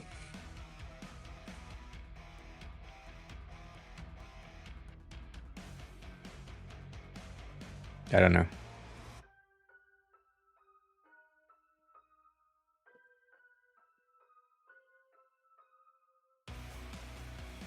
Like mainly I'm thinking about the advance of code thingy because you know that's the current state of learning, and I still don't know how I would go on to do anything right now, even with that. So that's why I'm kind of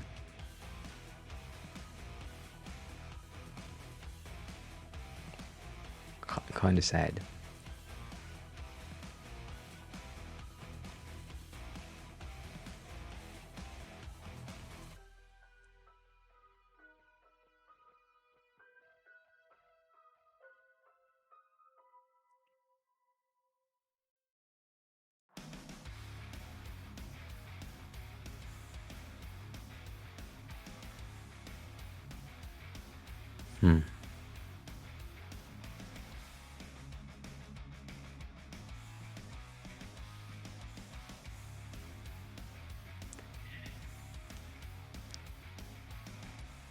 We had that type of discussion 2 weeks ago, I think, where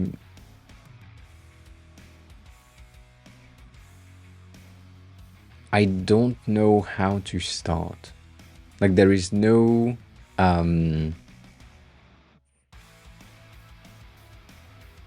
there is still nothing in my brain that makes the connection of what is necessary to start something. Like, I have some information about how to get data from places or create object that has data inside, but the initialization of a project makes absolutely no brain connection right now, which is kind of sad, because it's what I wanted to do. And so when I'm looking at this thing, even though this is the pro version, whatever, I feel like having a project with the help of the structure around it, that would help me. I don't know. I do. It is right there.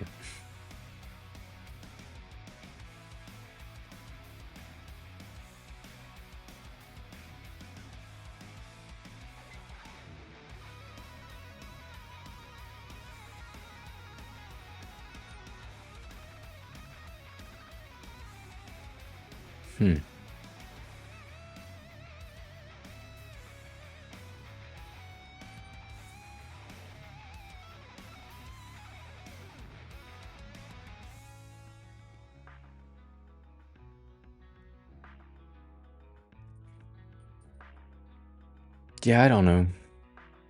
Yeah.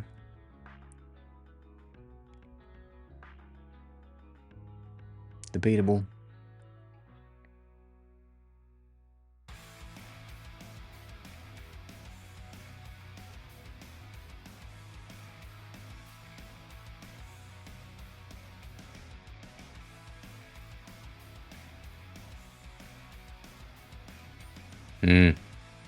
I see.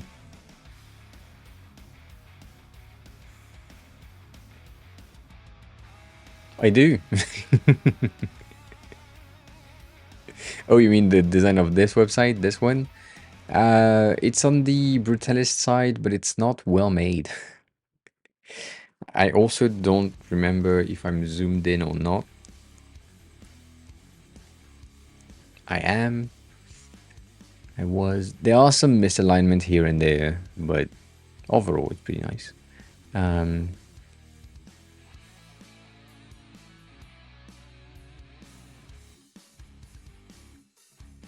I think, I mean, in there they didn't include anything really.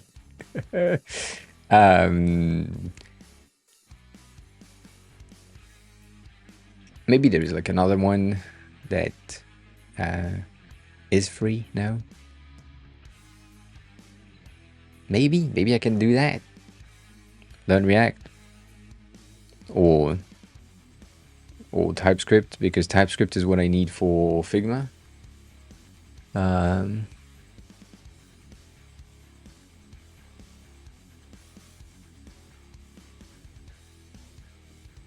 Maybe.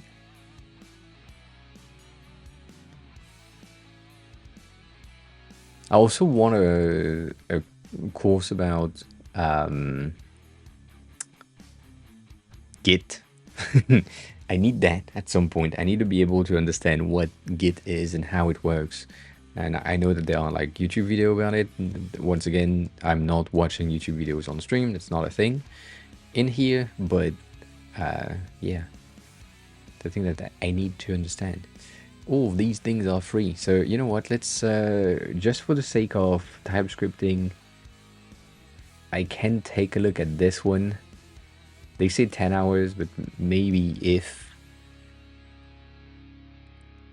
the first exercise makes sense, I don't know.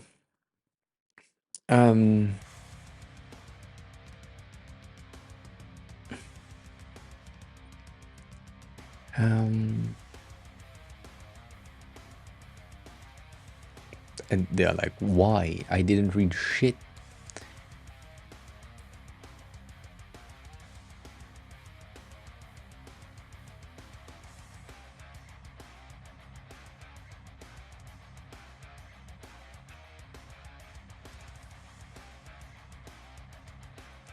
Yeah, pull, push, and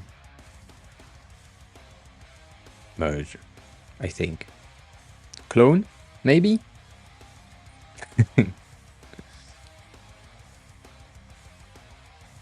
You're also creating directory. So, and throughout the lesson, we'll provide you with the add commit push. Ah, yeah.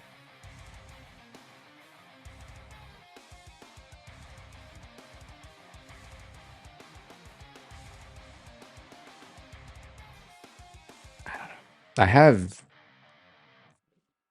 that right there. What? TypeScript compiler can be used on the command line for running the TSC command. Oh, so I have that now. Okay, cool.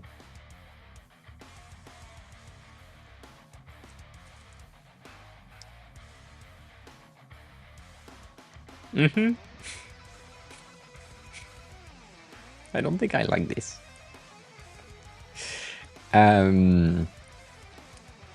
Index.js. Okay. Why?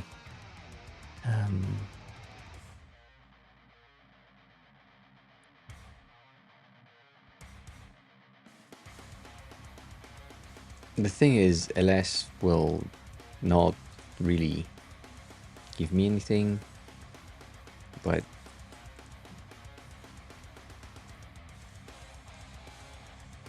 bitch, there is no autocomplete. My shit.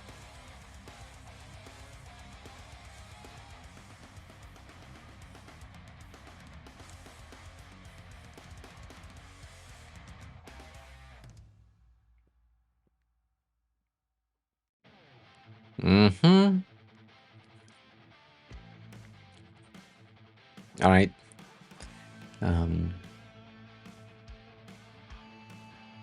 That's one of the things I'm kind of scared of. I like to think about system and how to solve problems and all that, meaning that the backend is kind of interesting to me as well. Like the understanding of how to play with the data and have fun with it and like dispatch it, whatever.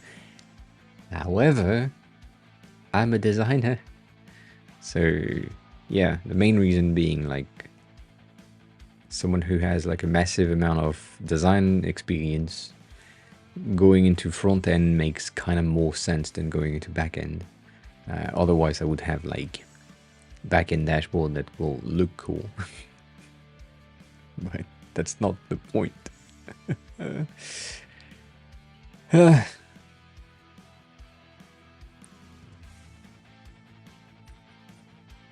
assign any values to variable makes it very flexible.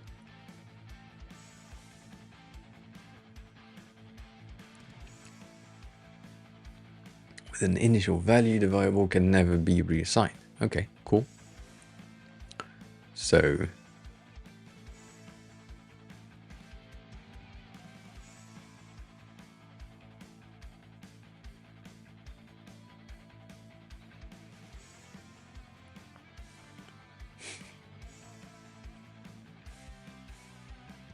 I already have Node installed.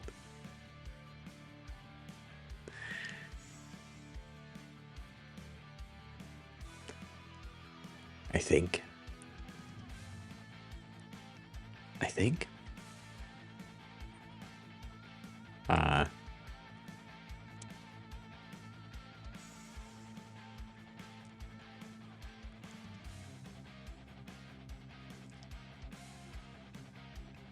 Yeah.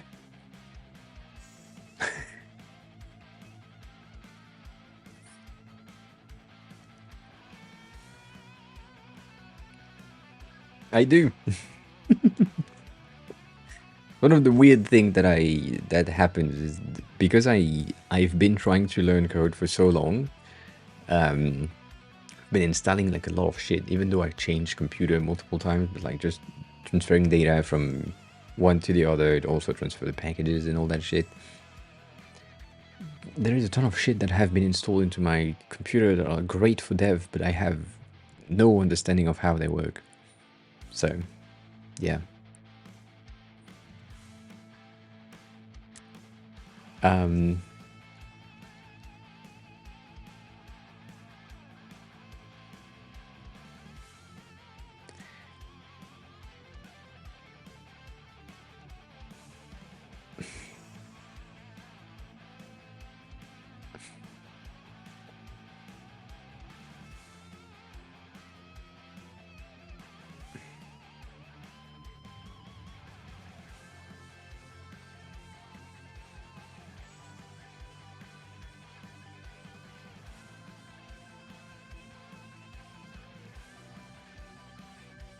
Daimonic C is now following. Daimonic? Hi, welcome on in. How are you? Who are you? How did you find the stream? I'm guessing it's some sort of a 4 instead of 4 years, right? Yeah. Damn it. What is TSC? I think they said something earlier about what it is, but I didn't read, as I never do.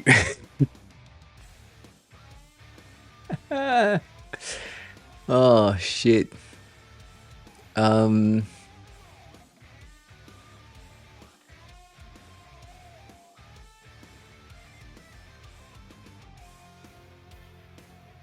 Oh, yeah. That makes sense. And Baba, how are you? Welcome on in. So, more bugs. Cool.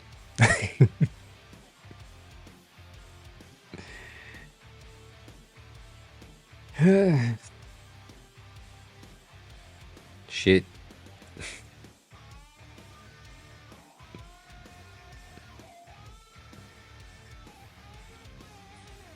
I didn't read shit once again. I should really read. That's the that's what I need to do. So, to uppercase does not exist on type string.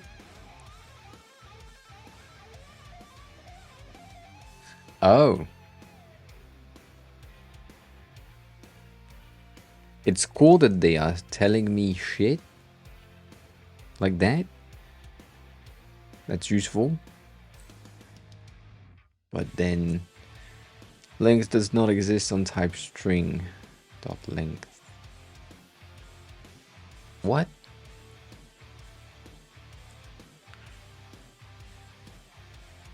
Oh.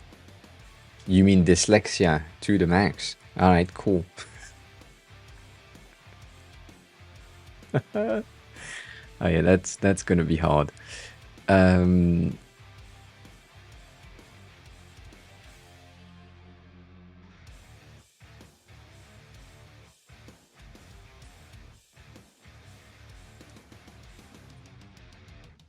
Okay. Confirm that everything is now working properly on TSC again. Again? I just did it. What's the point? I don't know. I don't know.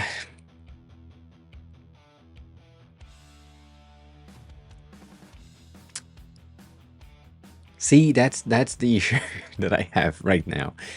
They're telling me to do things I have no fucking understanding of why I'm doing it, and it doesn't mean anything. Like, it doesn't help me understand the language or what it does.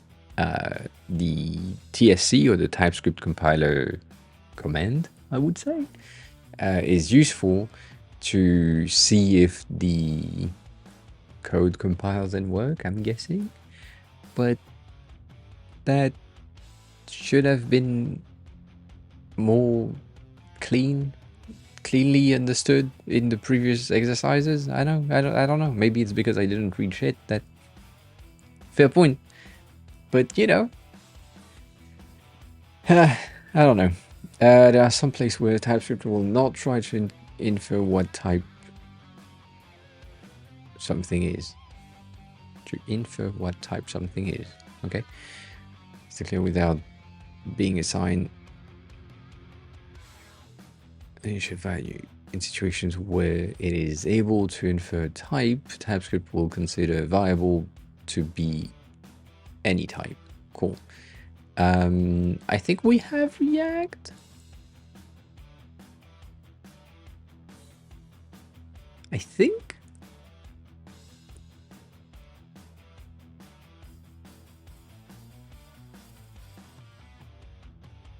Yeah, I think, but it might not.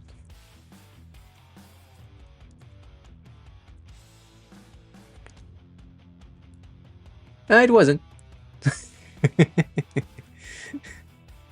No, it's updated. Cool. Yeah, no, it's yeah. I don't know.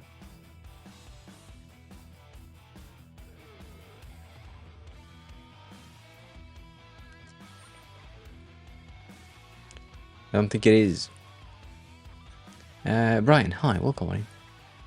It's not that thick. I just went to the barber yesterday to make it lower because it was too long for my taste. I mean, too long for my taste. It was long. That's it. How are you, Brian? It's been a while. In the code above, we declare variable on or off. I hate that. Without initial value. Types would consider it to be a type of any and therefore doesn't produce an error when we change the variable assignment from a number to a boolean.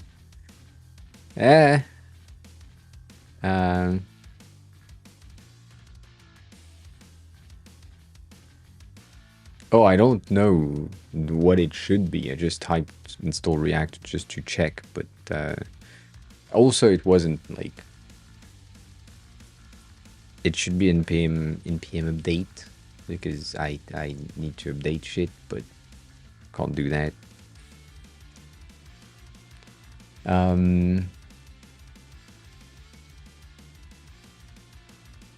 Yeah, no, that I know. I know that.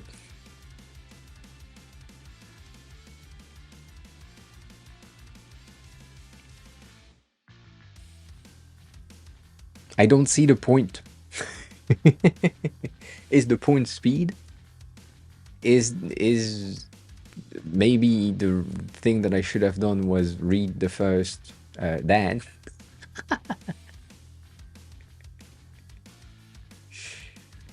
1995. I was 1 year old. Almost. It depends on what months. JavaScript was designed as a small scripting language for simple web pages and browser. It wasn't until 1999 that JavaScript was capable of supporting the kind of dynamic web pages we see today, and using JavaScript that way wasn't common. Until 2005, yeah, I remember that. To serve the original use case, JavaScript was designed to be very flexible and easy to use for small applications. These features make JavaScript a great first language to learn, but they also make it less than ideal for building larger scale applications with hundreds or even thousands of files. Makes sense. Stricter programming languages will inform the developer when they change one area of the code and in a way that will break other areas. That makes sense. JavaScript will not, which often leads to unexpected behavior at runtime. To address these shortcomings, Microsoft developed TypeScript and released publicly in 2012 to blend the flexibility of JavaScript with the advantages of stricter language. TypeScript is a programming language that adds types to JavaScript, which makes sense.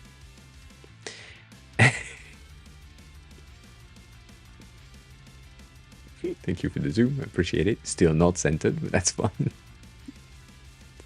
It allows us to write JavaScript with a set of tools called type system that can spot potential bugs in, clarify the structure of, and help refactor our codes.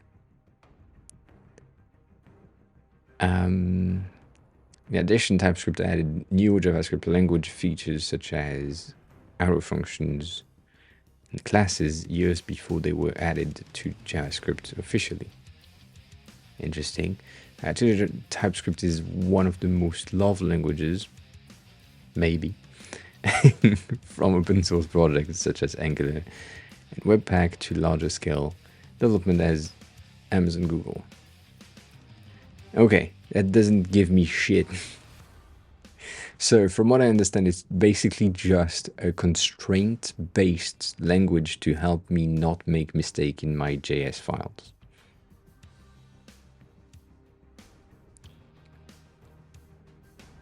Which makes sense, knowing myself, but I have a feeling that something will not work. And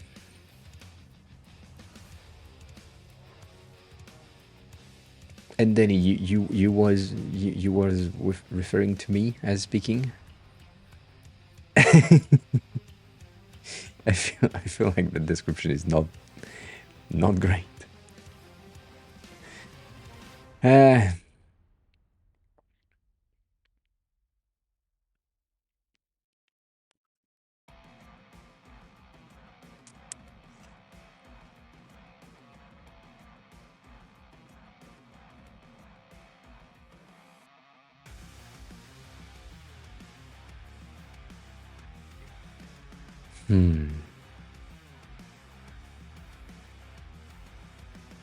The lector? The what?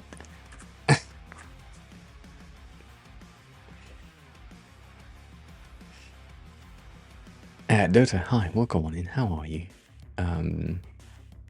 Yeah. So you are React dev? I guess. React dev just means someone who knows how to code in React, I think. I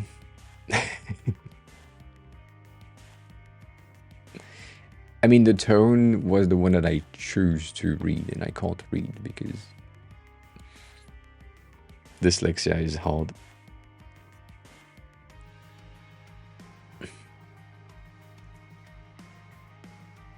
If I do that, then bring me...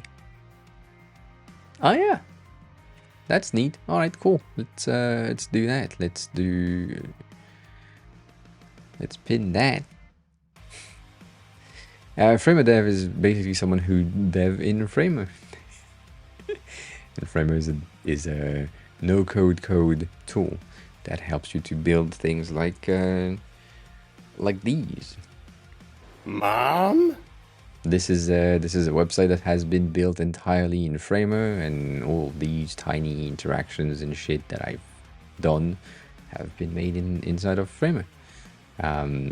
It's a pretty simple, like easy to use platform to build websites without having to know code, which is why I do that rather than learning how to build things. There used to be things in Framer in the early days.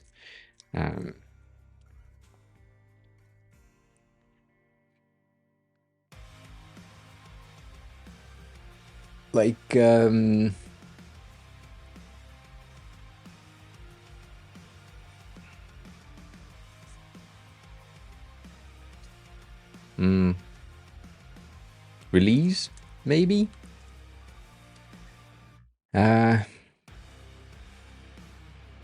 No, not version history, like the framer history. That from Framer. Basically, Framer when it started, um, I don't even know if Wikipedia has like a page.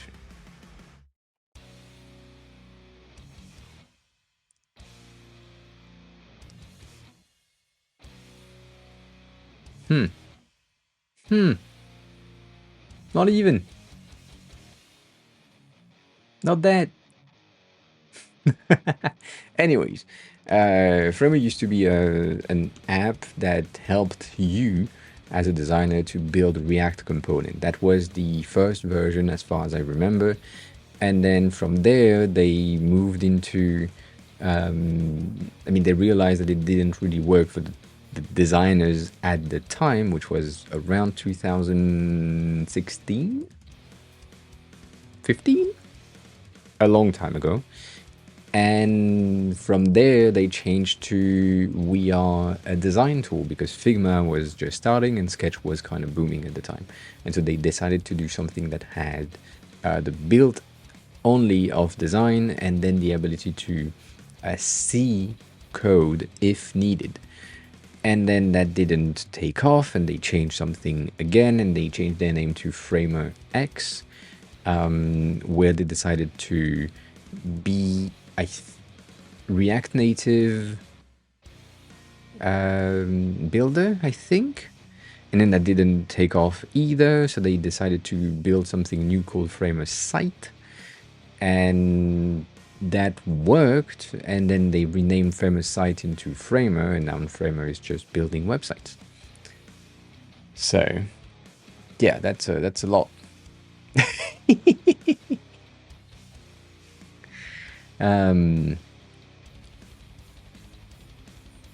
And you're all in ads. You should all have Twitch Turbo. What the fuck? Just get Turbo. Get something. I don't know. Do something.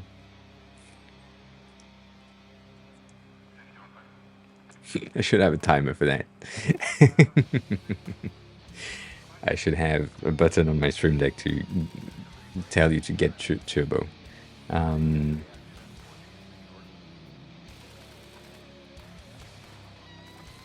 Yeah, but also like no Twitch either.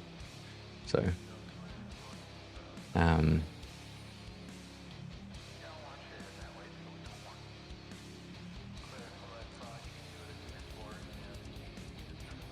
I mean, I think I shared that in the past, but like,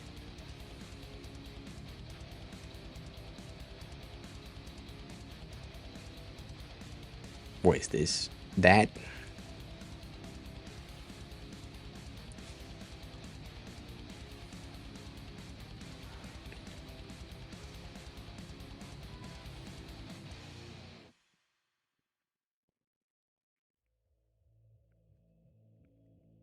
Each of the subs that I'm getting here, I appreciate all the subs that you're giving me. But technically they are just going back into Twitch automatically. The thing that is kind of bad is I think 13 of them, not 13 of them, 7 of them are like tier 2. Maybe I reduced them. I have 1 tier 2 right there. Yeah, reduce them. Cool. 2, 3. Yeah, I have 3 tier 2 now. So, yeah.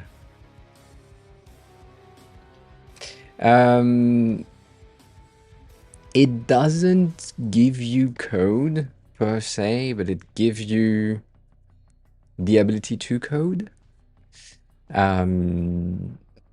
Kinda. Lone Traveler, welcome back. Also, after the work being done.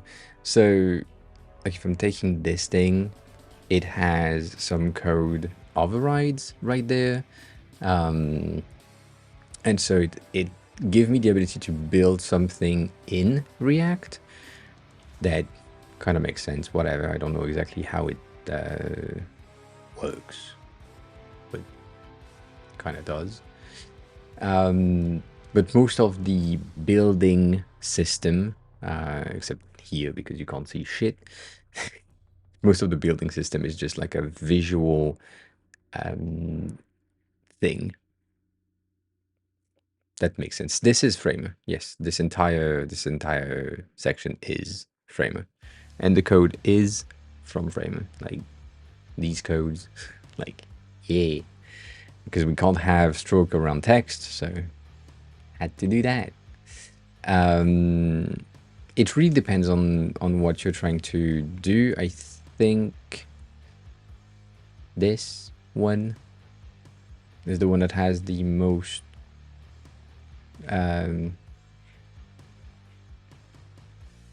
complex code base things. And so this is the environment in Framer to get something that works, and then you have the ability to preview it on the side, but it doesn't really work because whatever. So it gives you visual, like that's the benefits. It gives you a visual way for designer mainly to have the ability to build something, as I said, visually, and then make sure that the breakpoint works, they are linked to each other and all that shit. And so you can easily like see how things are going to behave. Guys, well, hi, welcome on in.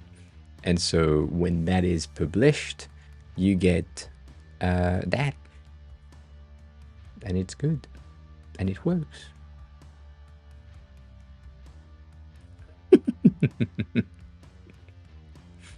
Yeah, eh.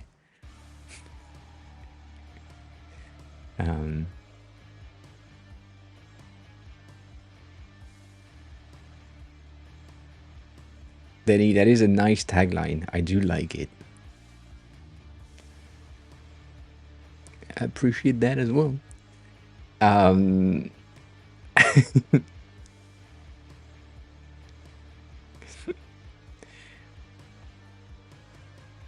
But also, if you want to, like, Dota, if you want to reduce the amount of subs that you have, Twitch Turbo is the best option.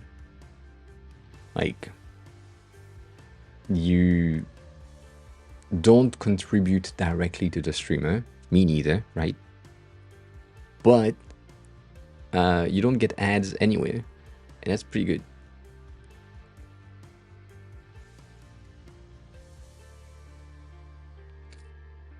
So yeah, that's some of the thing that Framer is able to give you. Like this one is also one that I did in Framer. It has some issues in the hero section that don't really work in light mode, but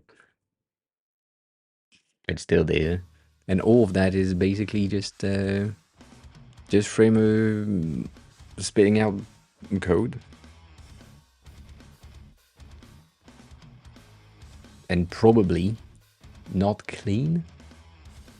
Probably not exactly clean code when you see how much fucking div you have to get something in place. But I have a feeling that for simple website, that's pretty. I don't think we can. I don't think we can. We just have pages and assets and layer, but we don't have folders per se.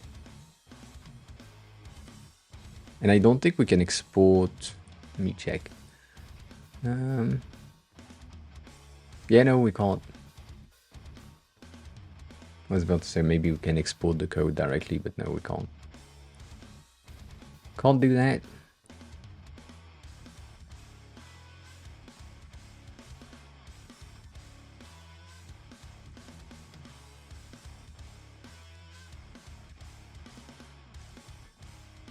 Kinda, yeah. This animation that I shared last week. on Tuesday, I would have built it the same way in Figma. Like, it's very simple. It's just particles and shit. But yeah.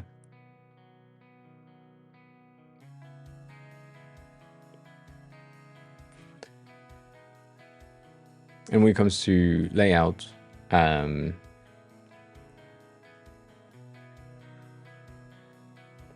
get that. Has a bit of a hard time with these section. Like, I have my bar at the top, I have my central column, then my content underneath, which makes sense, right? All these things are just stack of divs in different flexbox direction because I want everything to flex.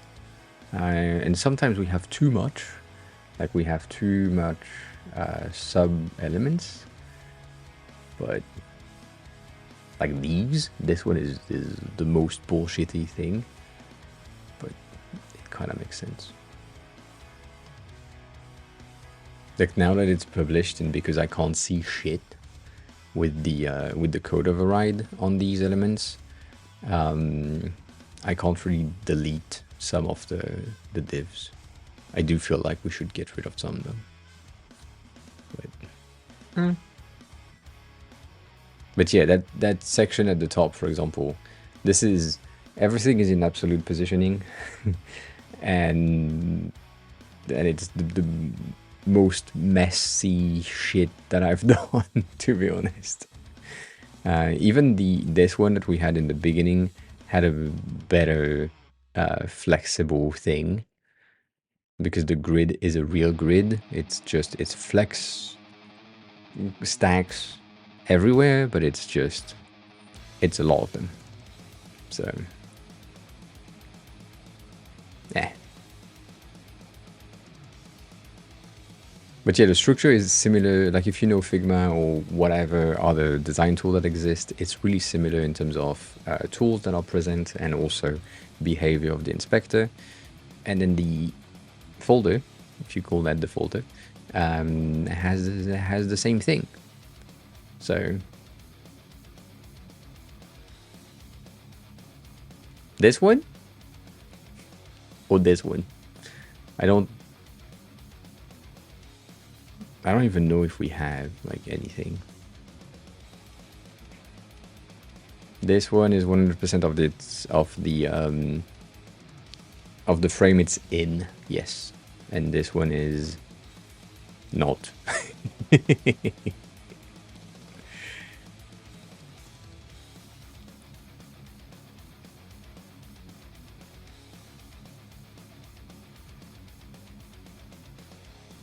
Oh, the logo is no, the logo is kind of weird because we made I'm saying I did that.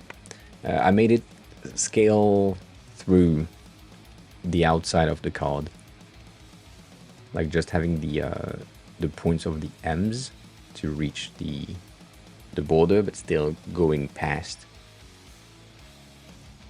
So it's not 100%. Like, it stops here, if that's what you're asking for. And the card itself, I think, is at 88% of the width of the max width. So 88%. It's 880 pixel in width maximum, I think.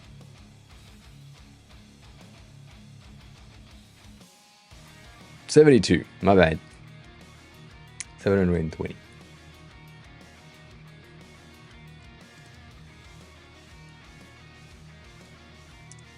It's at an angle. That's what's wrong. It because it's rotated, the animation of the thumb right there is wanting to go straight, because that's the animation that has been defined.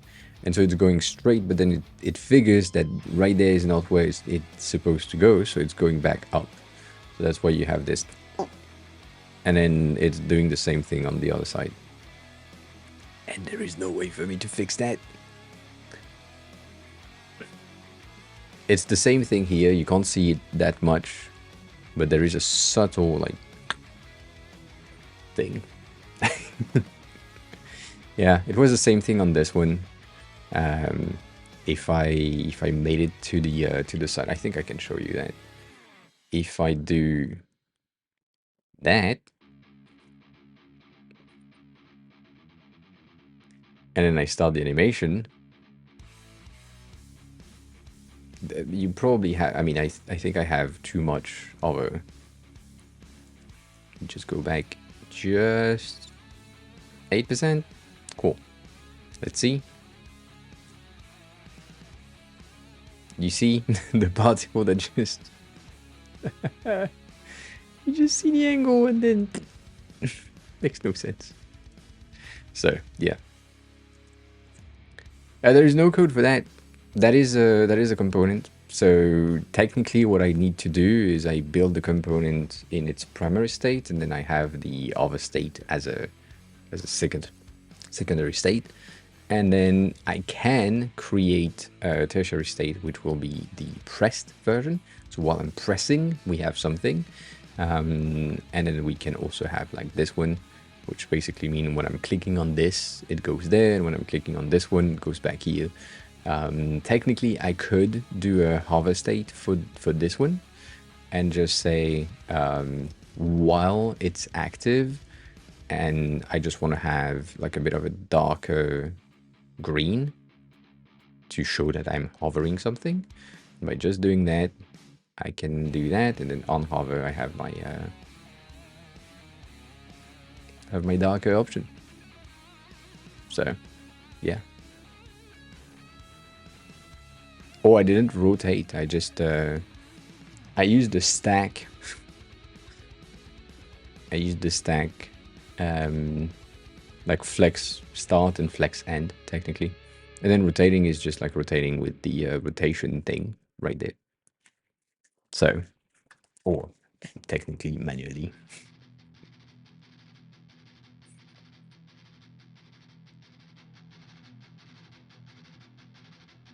You can send it here in chat. That's fine. So each of these elements that are here that are or have like a bit of a purple outline are components that have states, and the other ones don't. So sometimes we have some surprises, like this one was a mess. And yeah. What is this?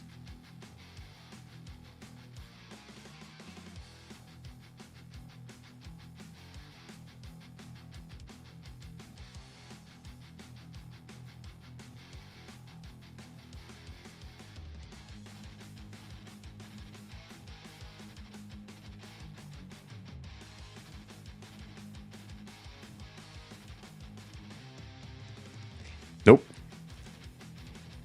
No good. Why? Why? Why? That reminds me of things that happen in school.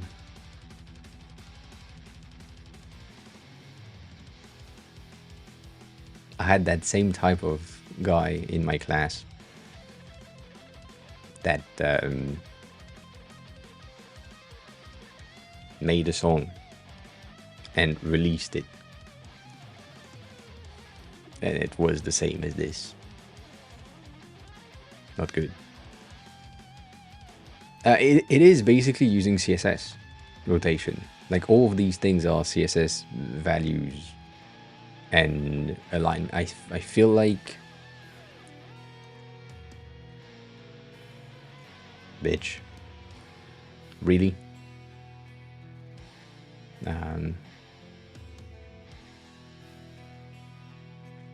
That one.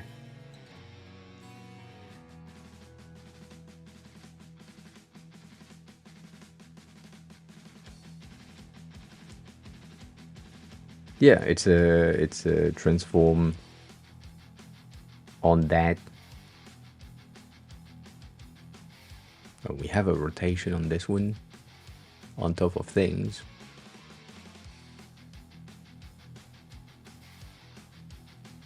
Tomatoes _ cannot be trusted is now following. Tomatoes. Hi, welcome on in. How are you? Who are you? How did you find the stream? Thanks a lot for the follow. Appreciate that. Yeah, you have the rotate right there. Which are supposed to work.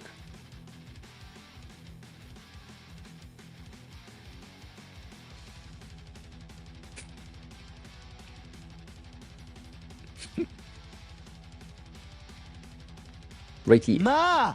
If that's the one that you're looking for. You're looking for this one.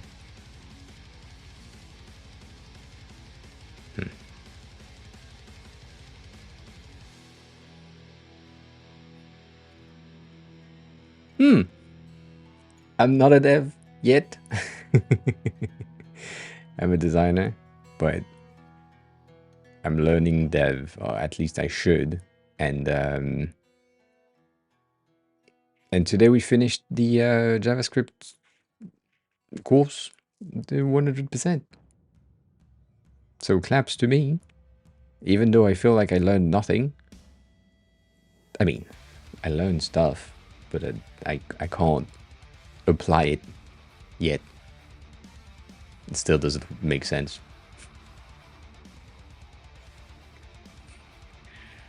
So yeah, technically this thing, Anton, hi, welcome on in.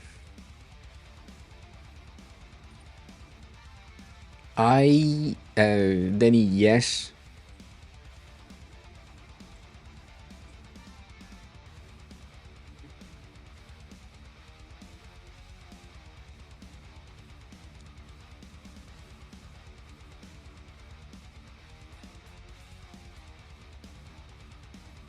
That. Appreciate that. I appreciate that. I've realized last week or at the beginning of the week that I have 11,000 followers on Dribble. And this is crazy. I don't know how that happened, but it happened.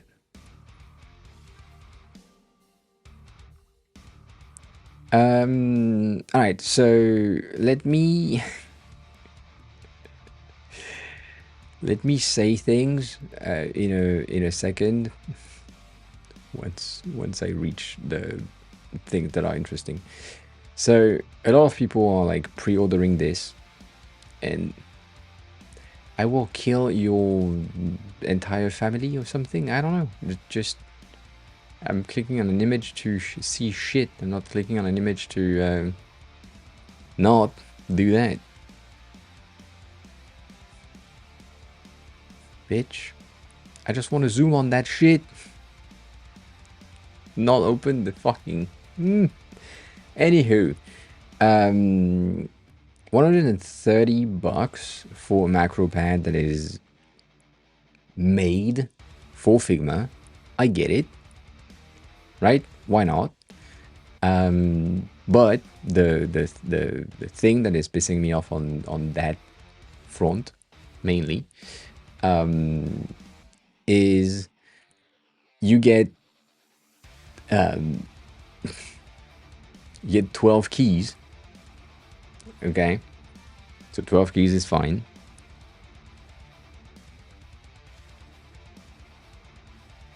But that's it. Whereas there is this this small company that is called Elgato that has this this option right there. I mean, don't buy this one, it's not the best option, but still, that has the ability to know in which app you are at the instant. Like, you are in Figma, and Figma is in the in view, in like as raised and use, and so it changes the keys to the thing that you have placed in there. You have an infinite amount of options, and this thing is 180, I think. 180, about 180. So when this one is like 160, technically, the pre-order is just cheaper for 12 keys. That I don't see the point, first of all. But then I'm just showing you this one, but that's not the great one. You have this one that exists, which is massive. Like it's 2.5 small Stream Decks, which is kind of great. And then you also have the newest one, which is this one, which also has 4 knobs. So you can have your zoom, you can have your pan, you can have size of other things, cycling through tools, the same thing as this one. However, this looks great. I'm not gonna lie, Dave. This is kind of great in terms of how it looks. But that's it. And then I have a hard time understanding the use case for that.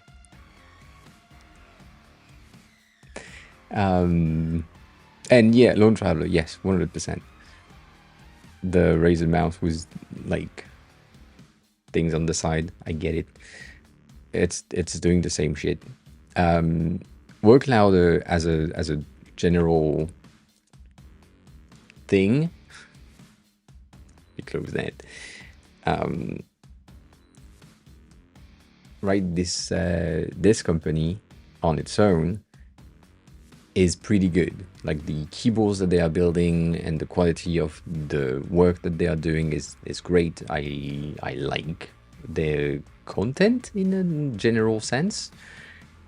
I just don't see the use case ever.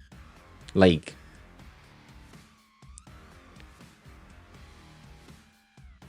I don't know.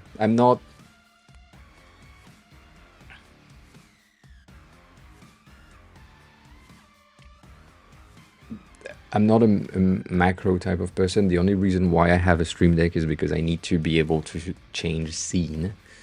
And I could do that with like a keyboard shortcut. That would be fine. But technically the things that Work Louder and Figma are like proposing or showcasing, I don't know. Even there, I'm sorry, I'm just seeing things. They're like Figma Creator Micro, 139. Okay, brace yourself. Creator Micro, 129. It's the same fucking thing. It's just not branded with the keycaps that you had, and it's $10 cheaper. In my views, it looks cool. It's the same PCB, whatever. And then if you really want that, you can buy these for $60, but the same thing. The same issue that I have is the keys that they are recommending are non-labeled. And so technically, in order to see or have like things understood, you need these ones, these keys with the actions that you want to have. But then you will have like specific actions. And a Stream Deck is way better in my views, mainly because I build icons and I create icons specifically for my Stream Deck keys to make sense. And if I want like to create an icon for a very specific Figma shortcut, I can do that. So yeah, I don't know.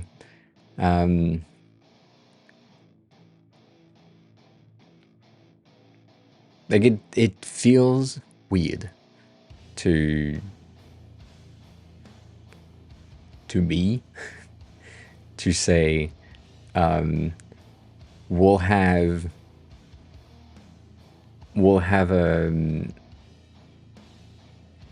a dedicated key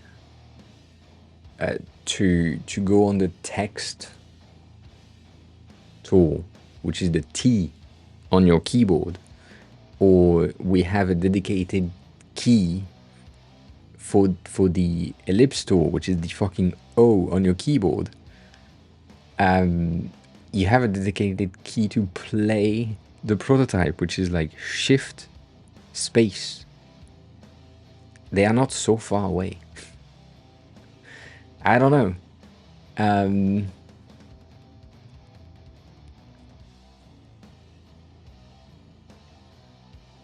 Like the alignment is also a thing. I think the shift straight brackets do the same thing. And as a reminder, right, once we are in Figma right here, and you type keyboard shortcuts, you have the list of all the keyboard shortcuts that you can have or use, and you can see what you've used and what you haven't used. And so if you need something, most of their keyboard shortcuts are like 2 keys or 1 keys, and then you have complex ones for alignments that I never use because I have no use for that. I don't know, it feels kind of weird to be in need of that. Like creating a fucking folder is Command G. Creating a frame is Command Option G. I don't know. Yeah.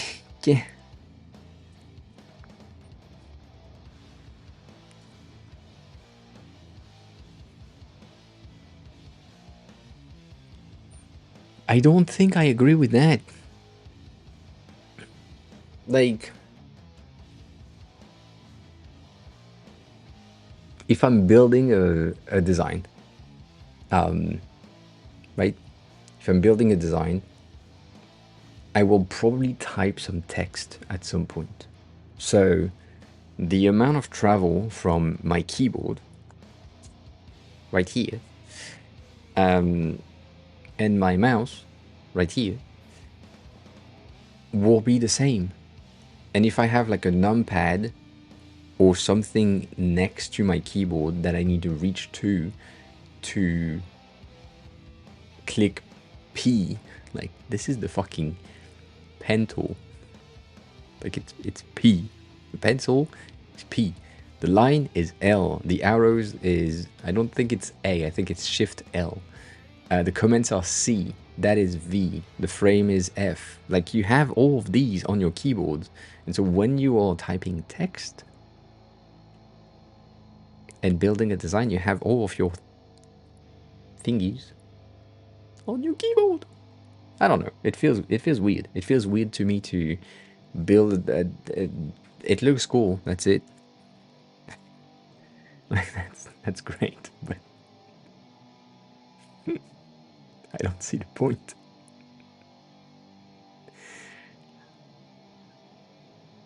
Like,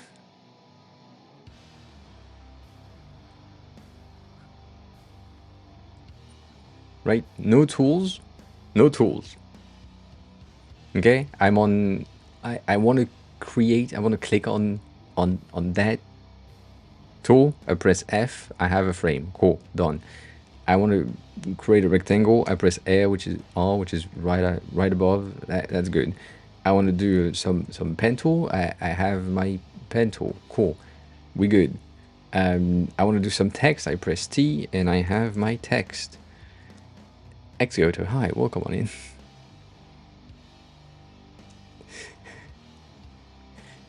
I want to go in my plugins. Okay, I don't know how to do that. I don't know shortcuts. There is probably a shortcut. I don't know. Is it gonna take me that much to scroll there? I don't know. I want to go in my comments. I press C. Cool. I want to look for something. I do a command F. Cool. I don't know.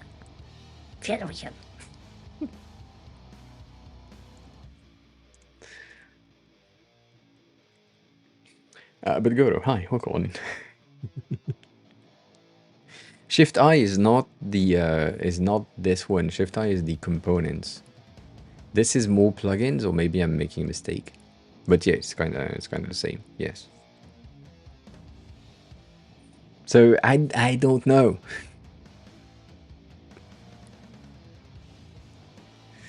It feels weird.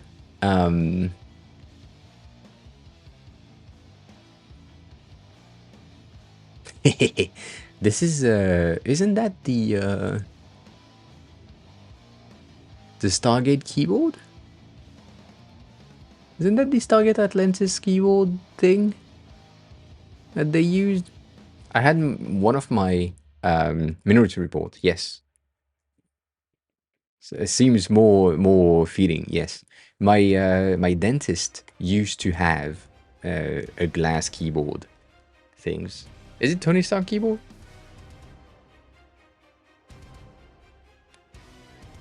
Maybe. That I don't know.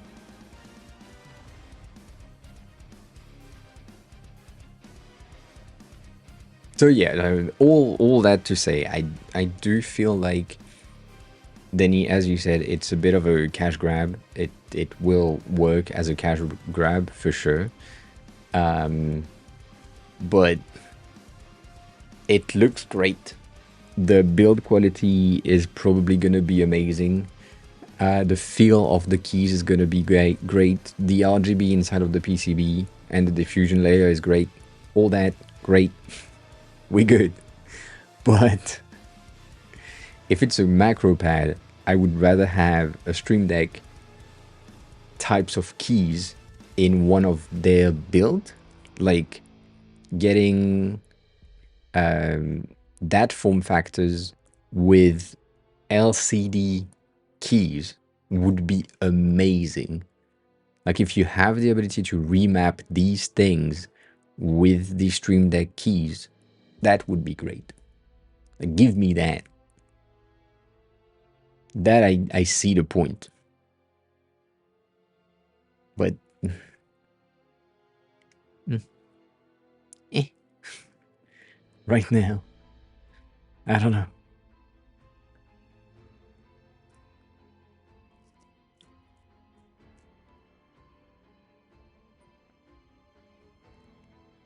Like even if you buy this one, right, which is like expensive, but still, you get a keyboard and a macro pad at the top directly instead of something else. Well, hi, welcome on in, welcome back. How are you? How have you been? Oh yeah, 409. That's expensive. Oh shit.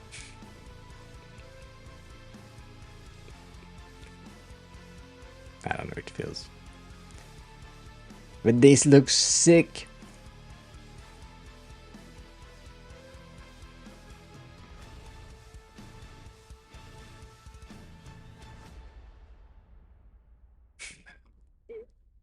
They look sick.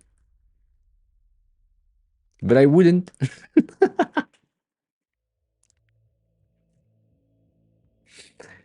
I'm a low profile type of person. I like thin shit because I'm traveling.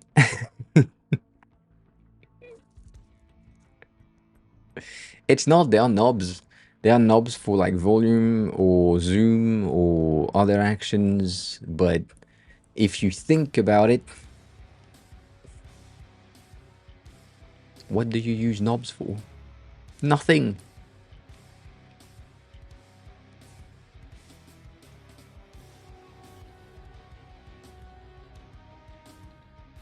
Yeah. As I said, I would rather have a Stream Deck because it's just better. It's just better.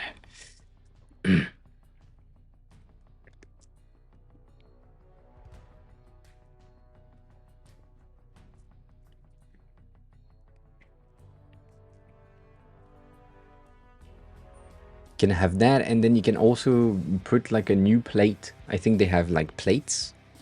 Maybe not on this one. I think it's only on the smaller one. But still, like, You have that, you have a touchscreen, you can do shit on the touchscreen, you can change content with the knobs, even though the knobs are useless, but whatever. All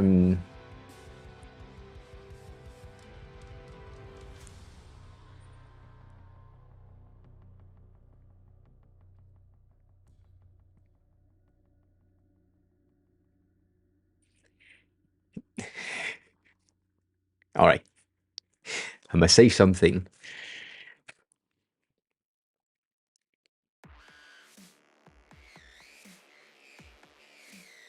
Elgato is great. Everything I have is Elgato. Just Elgato is just top notch.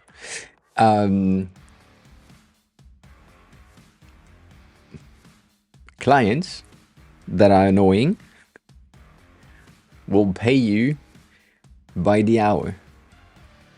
If you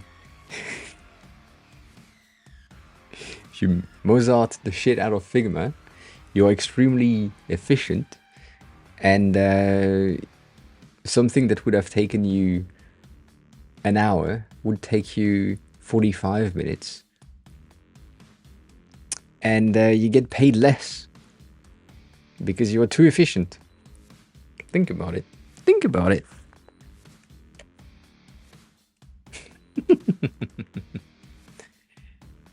Get paid what you're worth. Take ages. Do a big ass mechanical keyboard from Toys R Us. I don't know. Maybe it works. Maybe it's enough.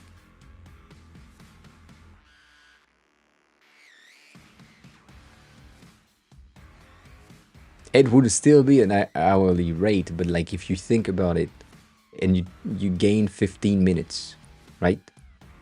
Every hour, technically. That means after 4 hours, you've worked one less hour than you would have if you didn't Mozart the shit out of Figma. Meaning that instead of taking 5 hours, you're taking 4, and so you're paid for 4 hours instead of 5. Because you finished the thing in 4, like entirely finish. Yeah. When if you build them 5 and took 5, I don't know. I mean, you should always build double. So, I don't know. I need to pee. 1 second.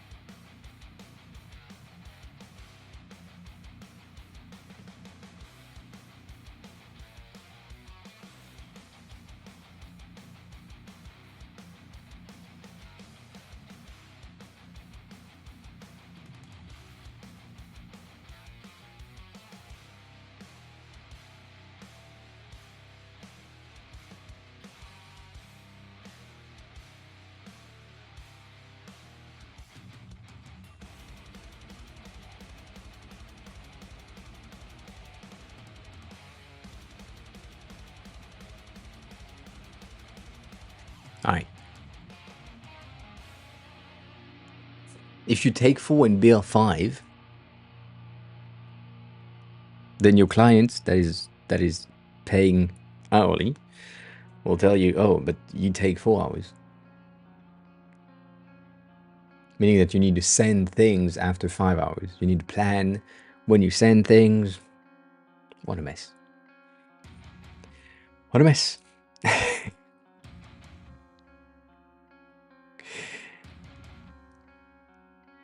I don't think, I mean, maybe that's a personal thing, but I don't feel like I would be able to be really faster than learning the shortcuts. Like, it's kind of having the Command C, Command V, or Control C, Control V, copy paste shortcuts in 2 buttons instead of doing the thing that is like close to your, the way, I mean, where your thumb rests. So, I don't know. Maybe that's just me, not being someone who uses shortcuts as a general rule.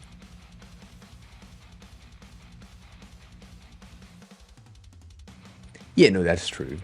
It's just like, I don't know.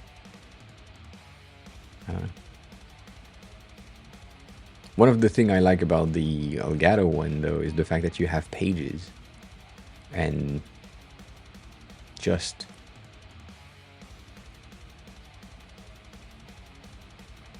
you can have how much buttons you want. It is 21. It's 9. It is 9 currently at that time.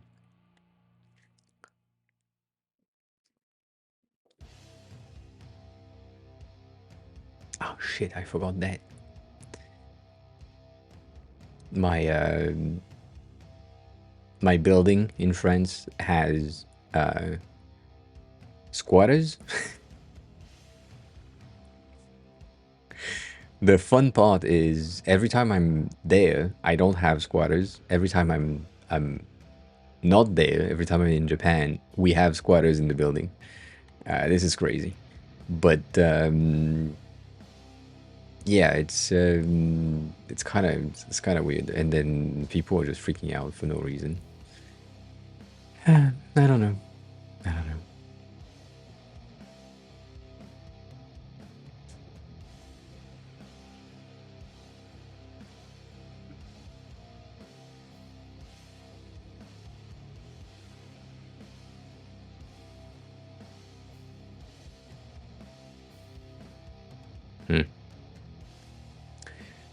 Anyways, I'm just receiving emails from their stuff.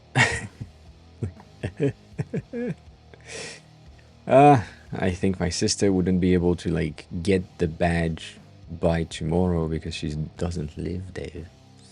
So that's a concept that will be complicated. Anyways, the official subject of the day, which was learning JS, has been completed at 100%, at least in that course. But I don't know what else I can do.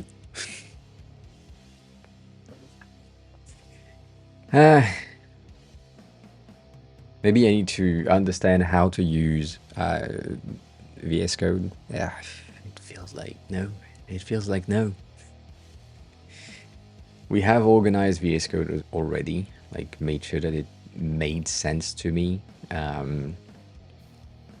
in some different senses. But like we have that, which for those of you who don't have or who use VS Codes, you may find this thing a bit confusing, having the sidebar on the right side instead of the left side, all that.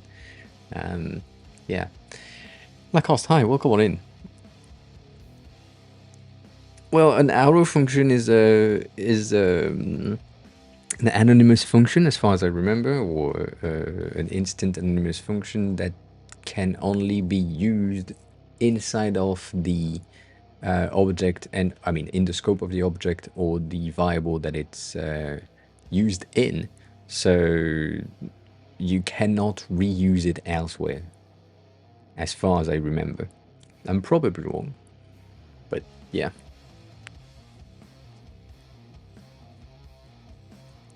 Yeah, that was the goal, Lord Traveler. That was the goal. No, I just I don't know. This fucking view has been zoomed in like crazy.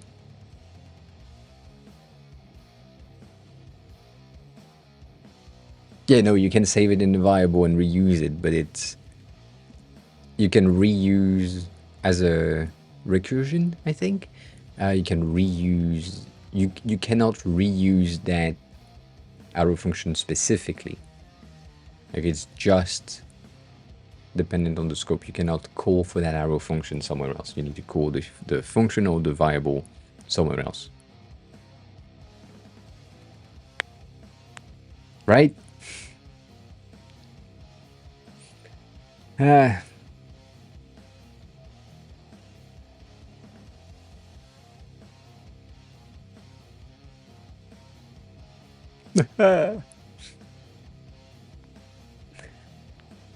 the thing I should work on, but I can't think of anything of how it should be done. That's the thing.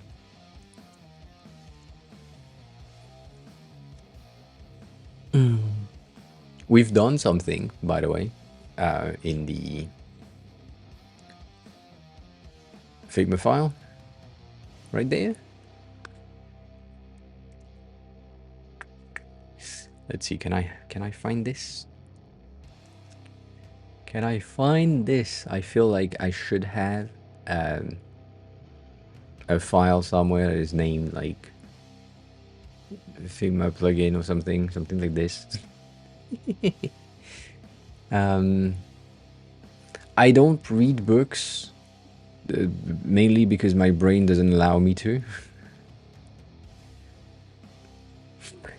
I tried, but it just doesn't want to do so. Holy shit, that wasn't planned.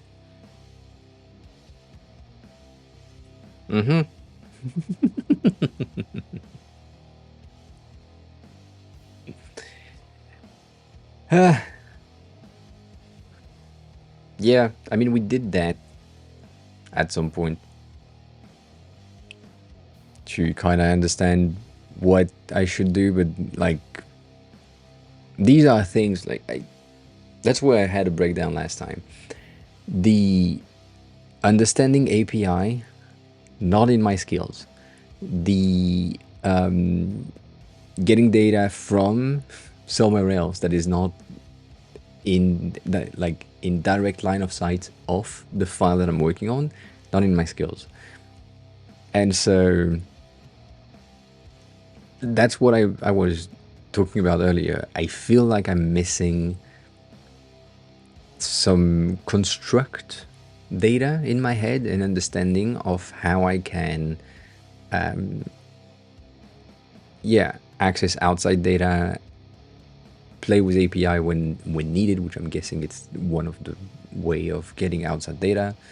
And yeah, I don't know, it's kind of, I try to read the documentation of the Figma API and how it works, but nothing made sense.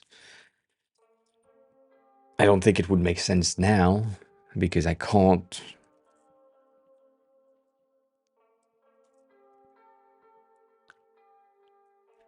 read that. My brain is just shutting down after 3 lines of text. That's so sad.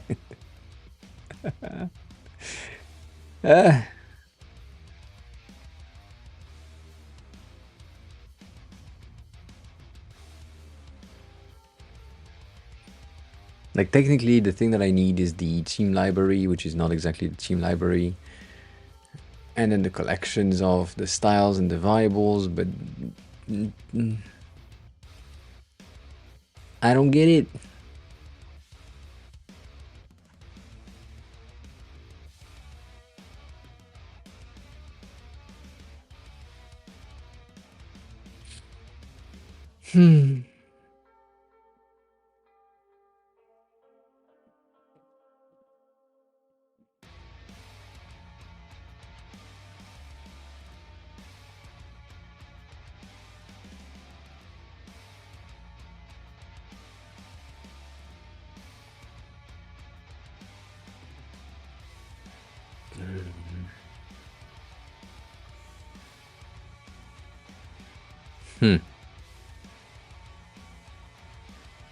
No.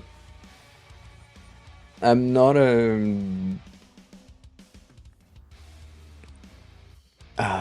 How can I say that?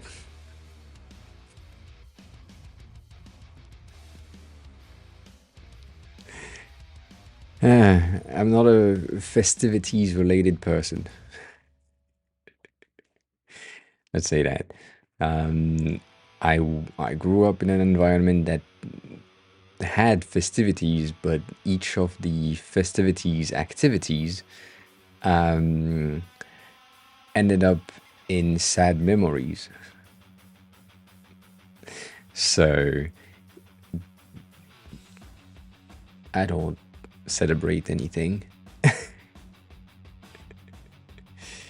And my parents were Christians, or at least my dad was, meaning that all of the thing that I saw that was bad is associated with religion, and so I have a lot of beef with religious people that push religion on other people.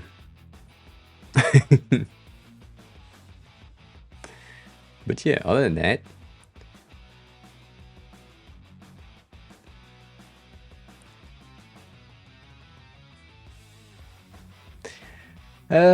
yeah, no, that makes no sense.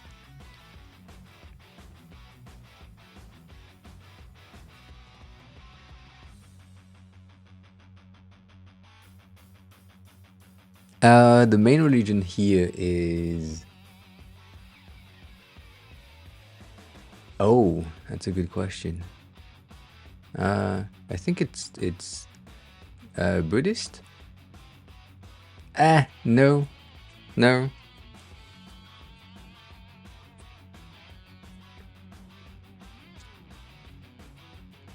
Shinto. That's the other one. But then, yeah, Buddhist.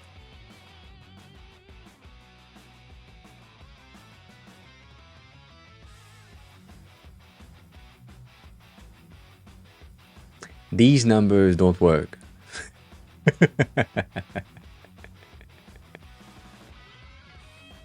That 69% of the population is Shinto, but 66 is Buddhist. That makes more than 100% on these two already. That something doesn't add up. No, Shinto and Buddhism is like, they are linked religion, if I remember correctly. They have some deviations, but yeah. They have good values. Nothing will top the Satanist Church. To me, the Satanist Church is the best religion values that I know of. It has always been, and it will always be. But yeah, not really.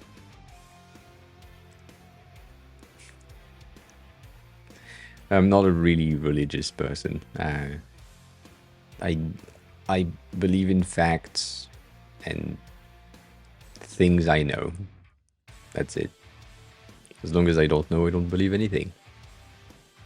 And as soon as I know something, I don't need to believe it because I know something. So it's kind of easy.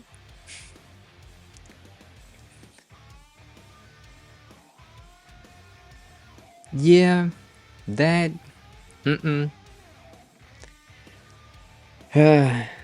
You see, that's the thing. So right now, I know exactly what I want the plugin to do. I have no fucking idea how I would be able to make the plugin do the thing that I want it to do. Because in my head it sounds easy, but in practice, the thing that I need to achieve, I have, with all of my knowledge right now of JS and even TypeScript, which is closely related but not identical, I have no idea of how to achieve just fetching the viable list. It's in there, but it doesn't really give me anything about how to fucking get the string, the table of viable objects.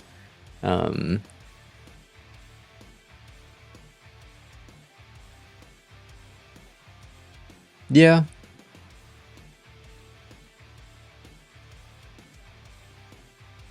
What I'm doing is I'm buying cakes all year long. That's my reward. Every time I feel like it. And it's part of some of the values that I have. Similarly to when you are in a relationship, romantic relationship with someone, and Valentine's Day appears to be the only day when you need to praise the other one, and I'm like, no, that happens the all year long, and I'm not gonna do something specific for that fucking date. I don't give a shit. Like, I love you all year long. And so it's the same thing. I do enjoy life and the thing that I can do all day long, all year long, and that way I'm not in need of a very specific date to celebrate whatever. I mean, there is nothing to celebrate other than you're still alive.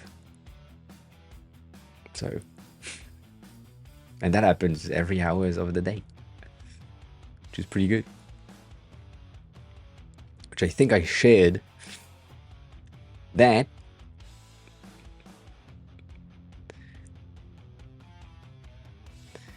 These are things I buy. I buy cakes. I love cakes. And we have cakes everywhere. Cakes. I mean, this is not cakes, but still, cakes. I can always use the Yumenangers, yes, but that's not fun.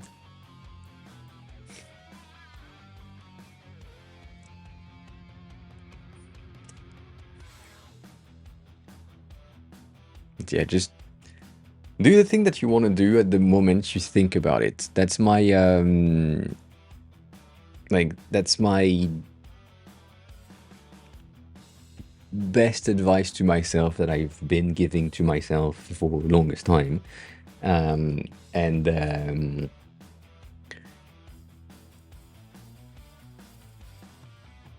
Right, like I see something in store, I'm like, oh, it looks fun, I'm buying it, cool. There's no real thinking that happens in my brain. And sometimes I'm like, oh shit, I made an expense that wasn't planned in the budget of this month. And so I return the items. And that's fine. Like on Tuesday, where I bought an $800 jacket without really thinking about it, and then I returned the thing because that wasn't a good idea. No, not the cakes. The cakes never return. I think once I had a cake that wasn't good and I didn't eat the entire thing, but most of the time I know what I like, and so I buy cakes. Not just one, by 3 or 4. The last 15 seconds, and then, yeah. No, I don't. I wish I could. You know what? I wish I could. But the only cakes I could make are no-bake cake, because I don't have an oven. I don't have... I mean, that's basically it. I don't have an oven. So that's the thing. And then I don't have a pot that that would be good for an enclosed cake thing, like when you bake bread in a cast iron thing. I forgot how it's called. So yeah, you made a baguette once. It was a brick. Yeah, if you... What is the, I think it's the flour ratio. I used to do shallots. Shallots are fine. If you are French, you know what I'm talking about.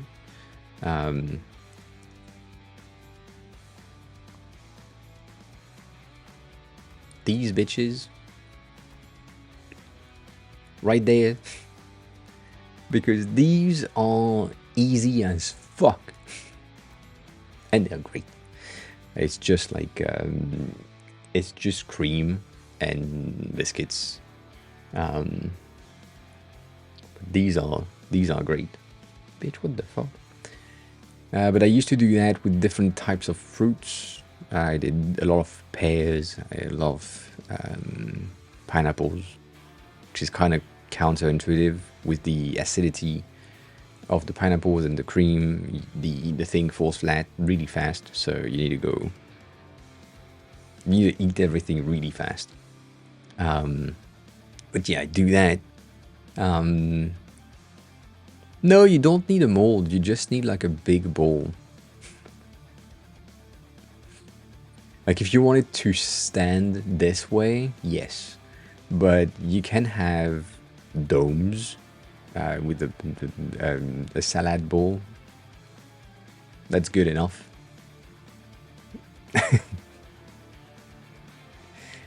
But you need like you need a stand mixer, and I don't have that. Not a stand mixer, just a mixer as a general thing. But yeah, I don't have that. You can do these ones in a whiskey glass, the small one. It works. I did that. I don't like doing like one per portion like these. These are like 1 bites. That's done. So yeah, I wish I could make cakes, but I don't have a oven. I don't have the utensils to do so either. Like I don't have metal bowls. I don't have like I don't have spatulas. I'm also renting here, so there is like a ton of shit that I would need to have. And even in France, I don't have anything. The flat that I have is too small, so yeah.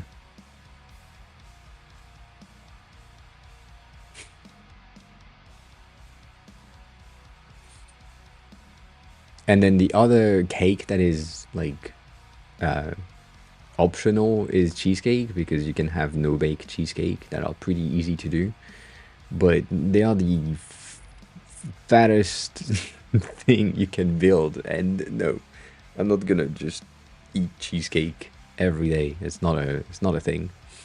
Not a thing. So I prefer to just go buy small cakes. By the way, the macarons, the big macarons that I showcased in Discord are from Lyon in France.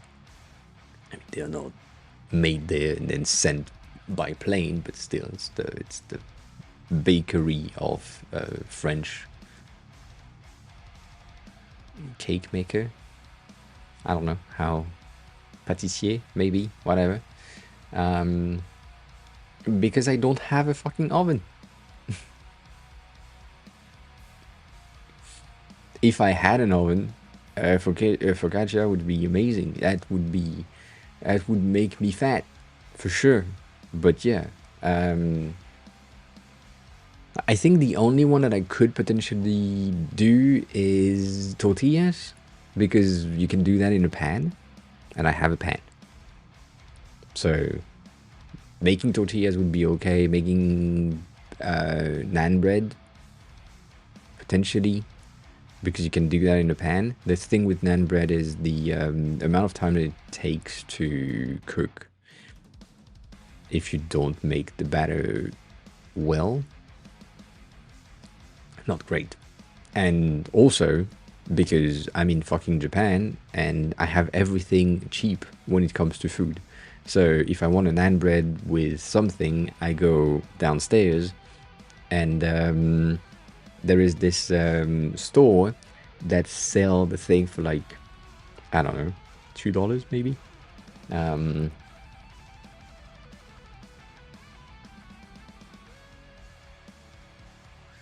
So no, I don't have a Dutch oven either, and no, I can't buy a small portable oven for cheap. The main reason is I mean, here I'm renting and my visa is ending in 6 months. I mean 5 now. So I can't buy a thing that I know I will throw away in good conscience. Like, it's not... That's one of the reasons why I don't have a PC for stream, for example, when I'm still streaming from the Mac, because, like, it would make more sense for me. I have my SSD with all my operating system, my OS and all that shit, in there for my PC, but I can't justify, like, buying a PC unless I'm sure that I can get another visa for, like, 3 to 5 years and stay here for 3 to 5 years. But that's not the case yet. So until I have that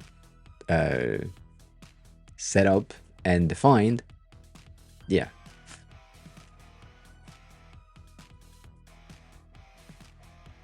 Yeah, I should hire a lawyer or lobbyist for sure. I think there is a visa that I can potentially get, but it's just bad. It's bad timing right now.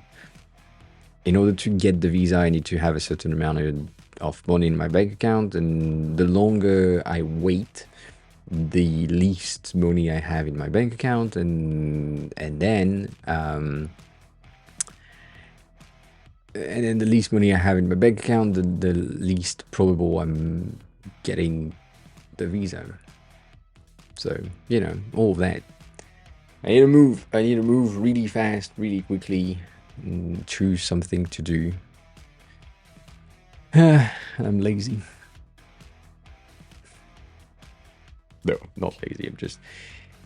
I'm trying to build something that will give me money first before I can, like, move on to something different. Which, by the way... Ma!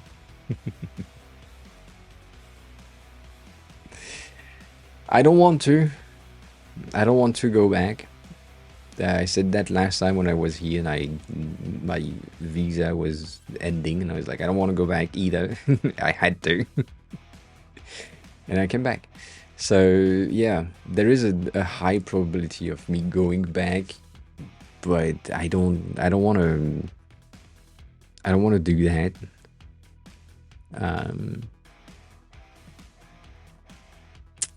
So I don't know yet.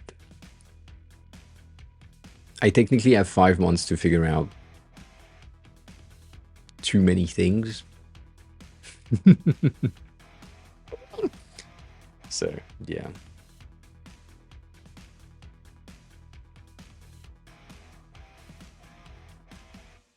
Yep, 5 months is nothing. Knowing that the visa procedure is going to take 3, I technically have 2 months.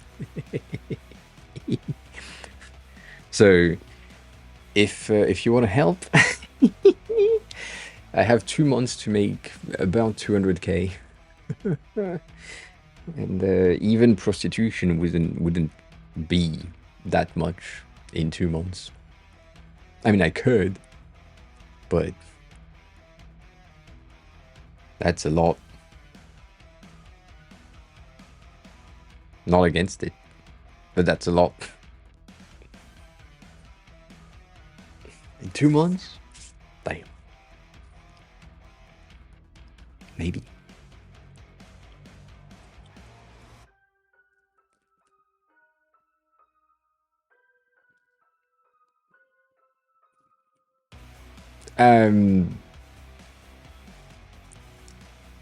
If the prices was the same, I would do the same. I would overstay my visa with no issues. The problem in Japan is if you are an undocumented resident,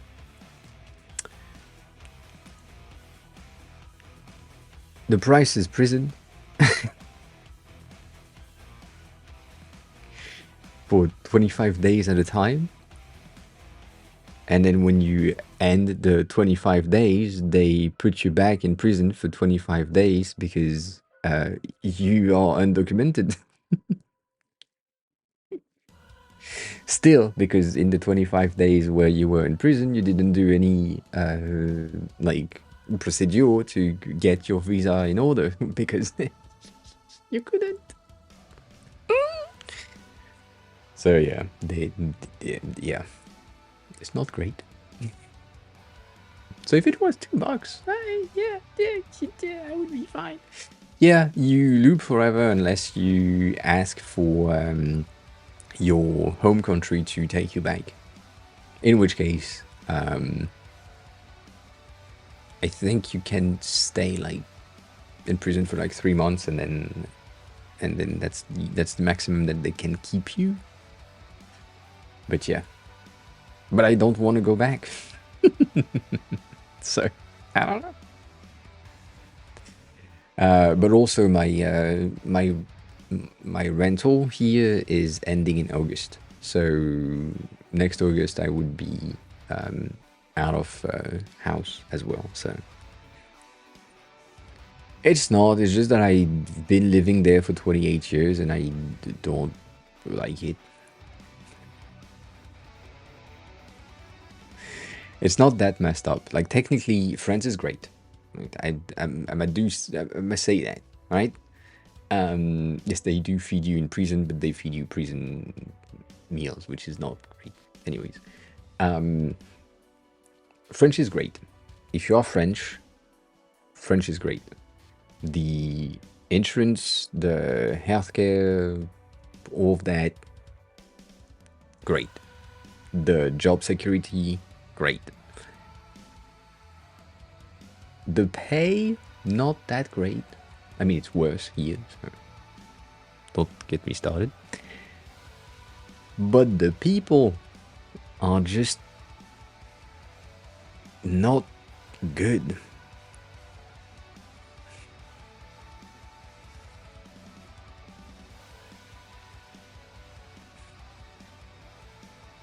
Like, there is no high crime rate.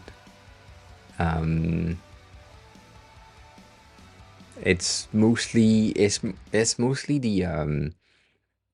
lack of respect of everyone around you and the lack of trust of everyone around you. So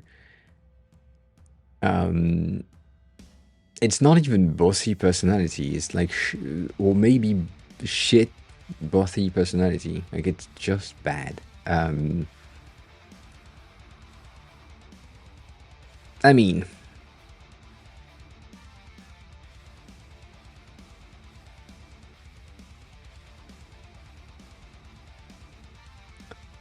the example that comes to mind is an entire French town. An entire French town putting pork, ham, like sausage and shit to their window to not have Muslims in the town on purpose, openly.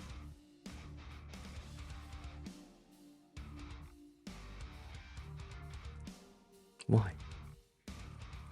The fact that they spit on Asian tourists in Paris. They are. Then yeah, it's kind of the same sometimes for you.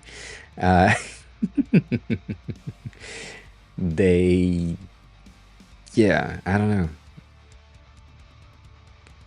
It's a very specific type of French. It's not everyone, obviously, but still, it's like extremely loud. My ex, who is Japanese, when she was in France, when we met, she had like a lot of issues with men in the subway, and yeah, I don't know. No, you don't really have that. I mean, there are some countries where you don't really have that type of openly racist, on purpose racist. Like there are some racism here in Japan, but it makes sense. I know it sounds weird when I'm saying that, but it makes sense.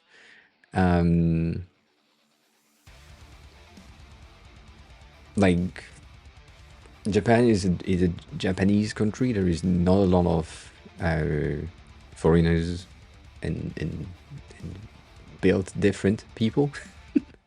So there is some sort of a discrimination against foreigners. That makes sense. But yeah, no, I have never visited the UK, even though we were neighbors, and a lot of friends have tried to push me to the UK.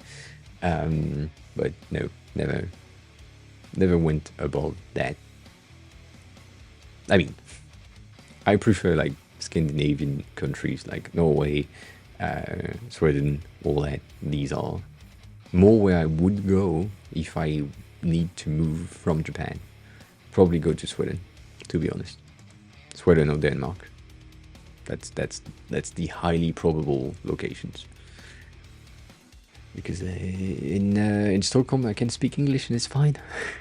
And Svenska is kind of easy. Not that easy, but kind of easy.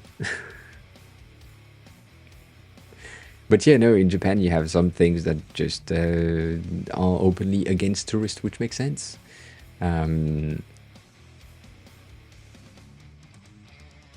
Yeah.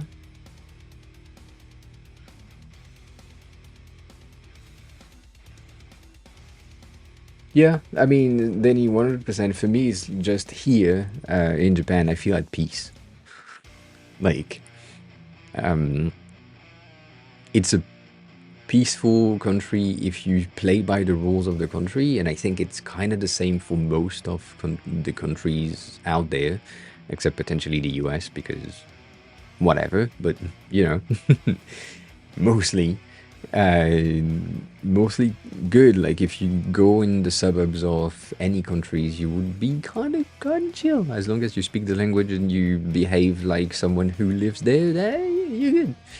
But in Japan, it's kind of interesting. And right now in Tokyo, which is like known to have foreigners, so that makes sense to be okay. But then if I were to move in a place that is a bit more suburbs, small towns type of locations, maybe that would be a different experience. I don't know. But if I buy a house in a small town nearby, then maybe we'll know soon. I don't know. I don't know.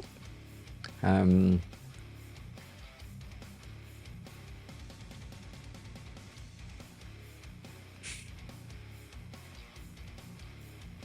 so yeah, I don't know. It's just like it's a thing. I need to get my visa in order to not go back to France, but it's just I like the security of the healthcare and the job security in France and the pay in France, even though I don't like it, but still, um, compared to here. But the healthcare is pretty good here as well, and the job security is inexistent for now because I don't have a job, which is not good. So Mom! help me. Hello.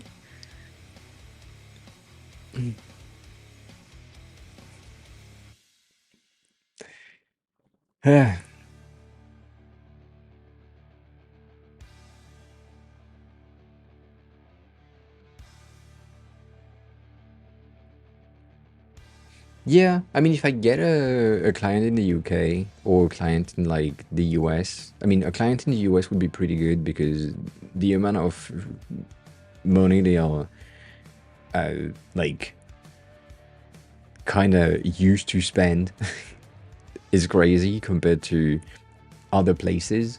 So if I get like a New Yorker client and I tell them that the prices for the project is like 60K, they will be like, okay, cool, no problem.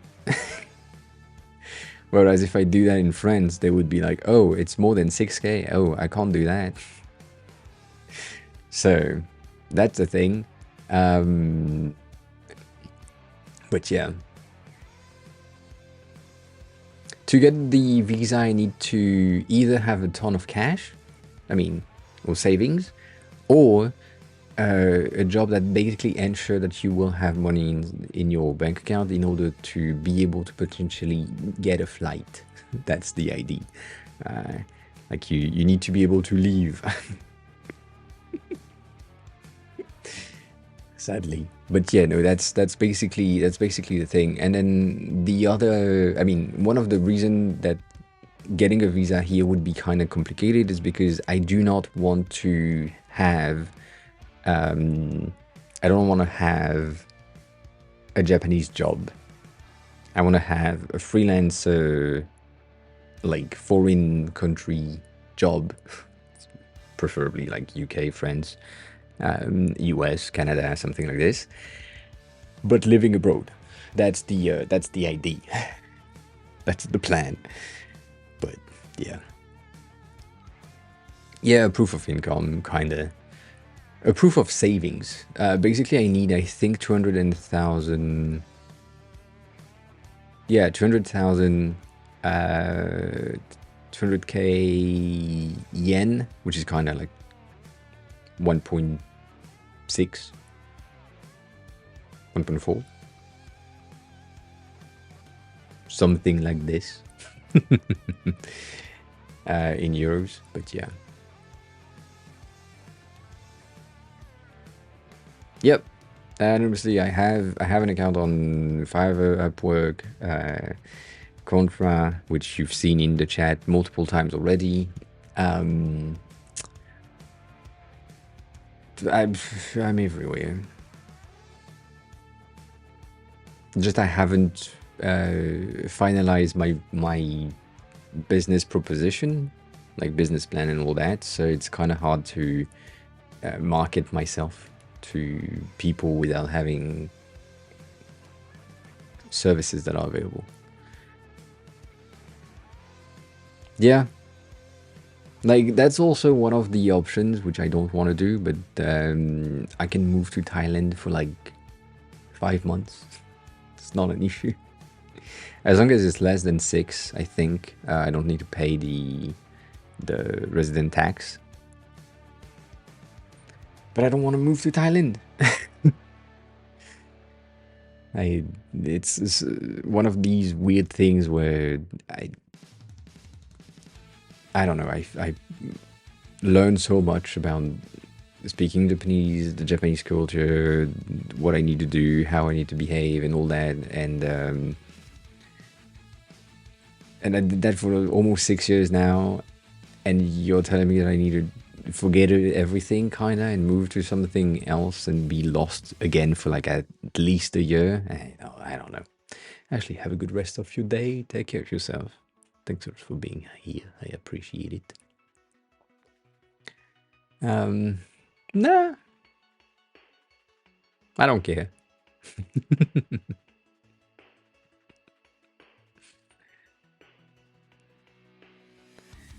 I should move to the suburbs of Japan. That is the suburbs of Tokyo, technically. That would help a lot, financially wise. But I don't know. I mean, I'm someone who lives inside most of the time. I just go on walks. I don't have friends. I don't go to bars. I don't party. Unless I have like friends to do so. So it's pretty yeah. Yeah. I mean, Japan is kind of safe overall. Like some of the smaller countryside region are extremely safe because nothing happened. But I would need to have like a driving license, which is not the case. There's so much shit that needs to happen. But I have hopes. That's all I need right now. It's just I just know that it will be fine.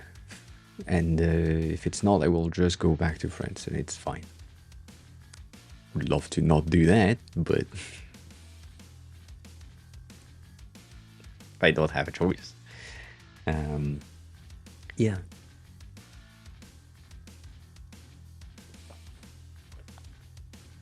And no, I can't GTA in real life.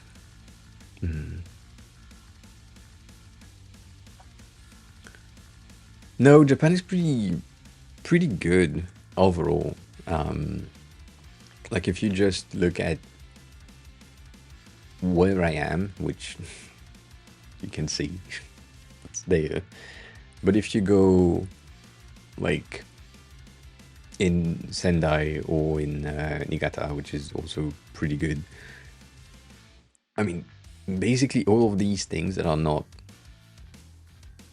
Tokyo are still like they still have like big-ish countries. They're pretty safe. And even here, right? This is Tokyo, which goes up to here. Like Tokyo is a big ass thing. If I were to just move to Yokohama, which is really close, that the price of rent and all that would like drop instantly. And it's basically like a 40 minutes, 1 hour train ride from here to here. So it's kind of good. I could also go to the top, like the north of Tokyo instead of the south. Yeah. pH as in water pH, or pH as in black and orange websites?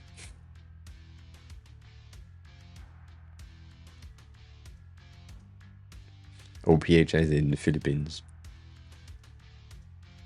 Because it's close by. Yeah. I mean, why not? But it's the same issue, right?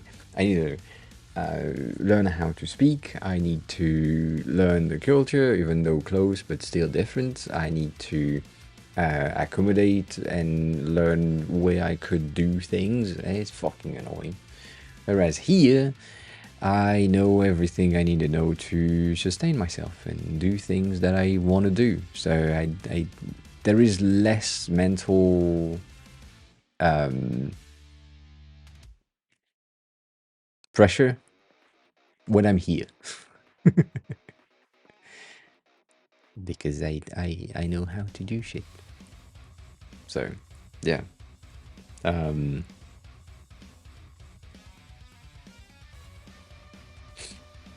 Like if you think about the locations,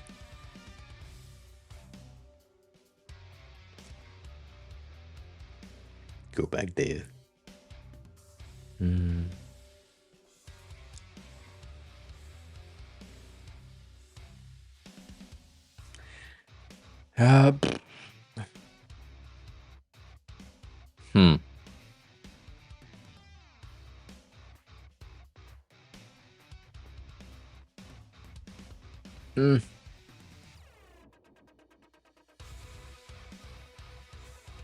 I mean, that's where I am, so let's try that.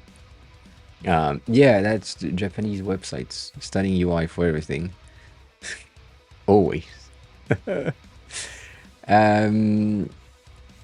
I have a rent limit? If I'm placing my limit at like 200k, which is kind of good. I'm above that right now, but that's fine. 200k in Japanese yen is like 1.3k euros, dollars. So it's like cheap. I think I have that in cash around here. And then do we have surfaces? I forgot. No. Like this building is just everything is. This is new, right? Yeah, this is new. That's why. But yeah, they are like so cheap. Holy fuck!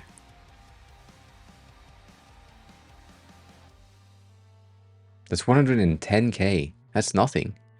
It's like $900. I mean, it's a small one, 25 square meters, but still, like that's kind of cheap. Like, and this one is 200k, and you have like a massive balcony right there. You have a private garden. Holy shit! I need to stop watching these things.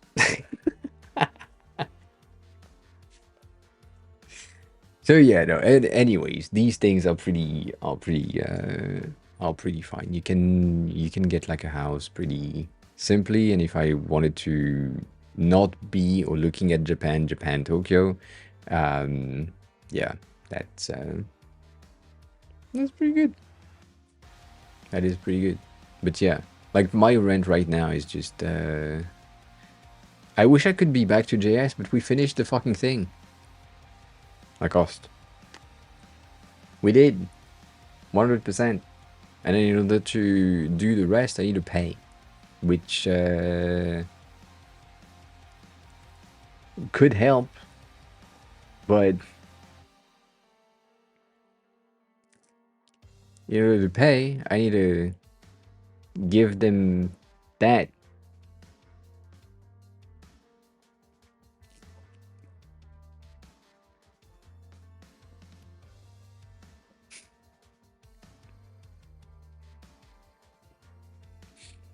I guess we could go into Free Code Camp and continue that one, but I feel like this one is kind of bullshit anyways. Oh, this is the fucking for loops again.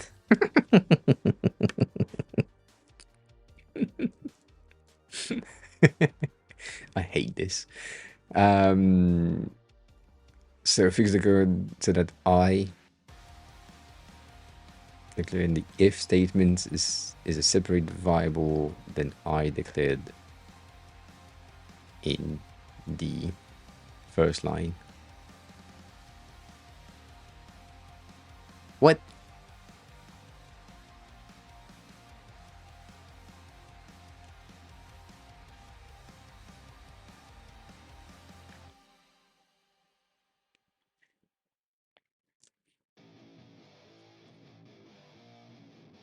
Yeah. I mean, the thing is, the intro to JS, I've done that, not that person video, but yeah, I mean, I must say something weird for most people, but I need the exact amount of complexity and simplicity to make sense in my head when I'm trying to learn something. So if it's too simple, I don't give a fuck. If it's too complex, I can't understand. If it's right in the middle and kind of toward the complexity, then we good. But like this is the type of thing where all of the first like videos, I would skip them or watch them at 2.5, and then they would say something in the video number 8 that they reference in the video number 12, and I would be lost because I missed something because it was boring as shit. So I need the right amount of thing, and it was this one. This one was pretty good, but now I'm like, no, that's not the way that I work. That's the thing. Like, it is the way that you, as dev, have been working for ages, but I don't have the looking for an answer behavior. Like, it's not how my brain function. I wish I could.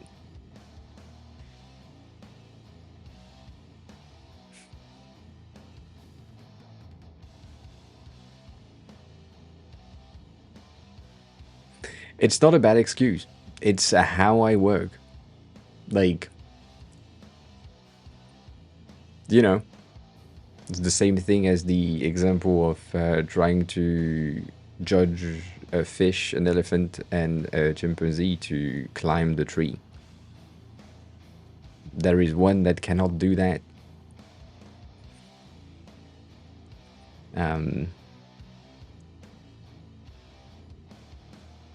So yeah, brain wiring is complicated. And my brain wiring is specific. No, I don't.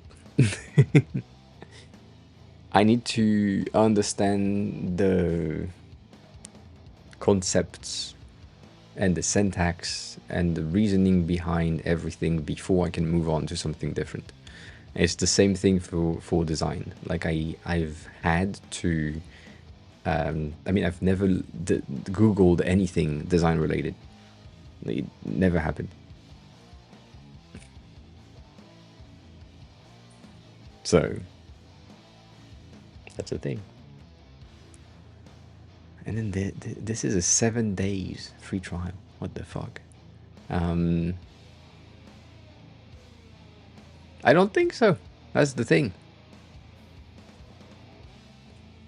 I think if I find the right course and the right progression, there is no need for video tutorial hell anyways. Like it's just flows. But Googling shit is not yet in my behavior. It's been 20 years. And the fact is now, if I'm in the video tutorial hell in the next 5 years, in the next two, the AI copilots and shit would be good enough to understand what I'm speaking right now, and I wouldn't be able or needing to like write any code anyways. So yeah, course will be incomplete for sure. That I am 100% like in agreement with you on this one, but they give you enough to get you the need to search for an answer in some specific use cases. So some of the behavior, some of the reason why it's kind of complicated for me right now to be able to Google something for an answer is because the thing that I would be trying to do, I don't even know what that would be. So you can't Google something that you can't even explain. Like if I'm saying I need to get data from an object, cool. I can say that. That's fine. However, I can't explain what I'm trying to achieve, meaning that I wouldn't even find a solution to the thing that I'm trying to look for, because I can't look for it in the first place, because it doesn't exist in my brain. So yeah, I think I've seen that one. About frameworks.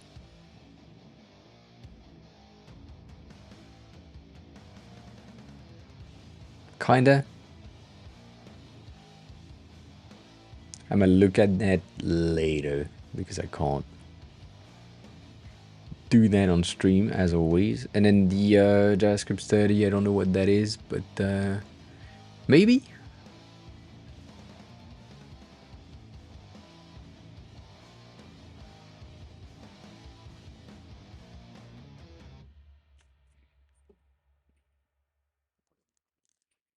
Maybe. See, this one I can kind of think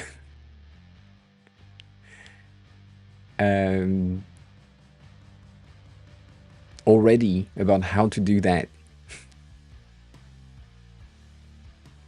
in terms of technicality. It is like you have one element that will have a 360-degree rotation in a certain amount, and I can technically do that in CSS, like the rotation of the needle, the rotation of the minutes, and the rotation of the hour in CSS, that's fine. However, the JS thing would take the current time, which is way more interesting. And so that is where the JS implementation would be interesting. But yeah, I don't know.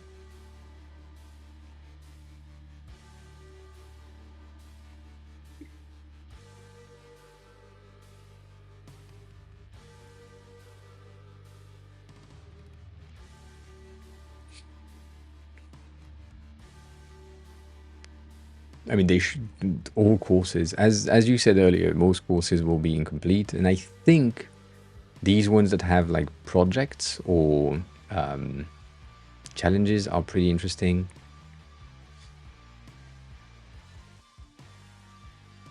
Maybe you can try that. I'll keep that in the code folder, just so that we can have that saved before I move back to something different, because yeah, that's not for today. That's not for tomorrow either.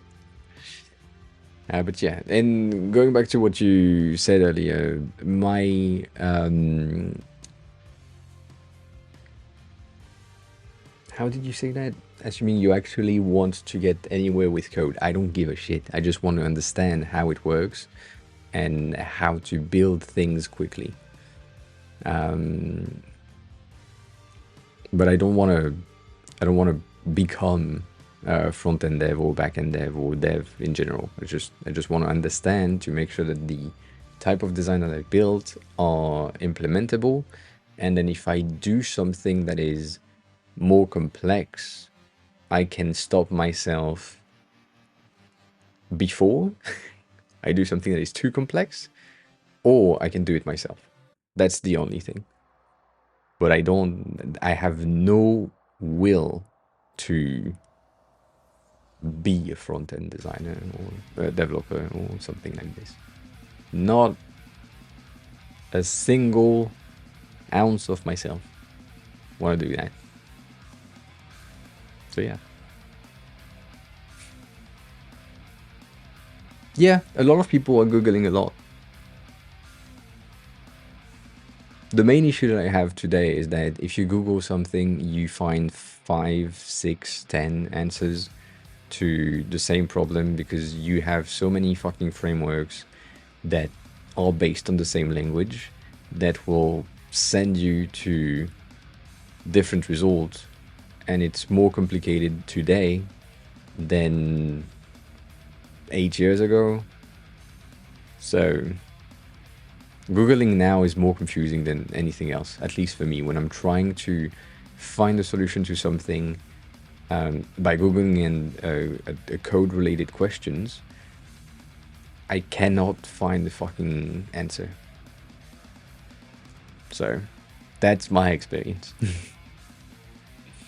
It has been for a bit, sadly. So I don't know.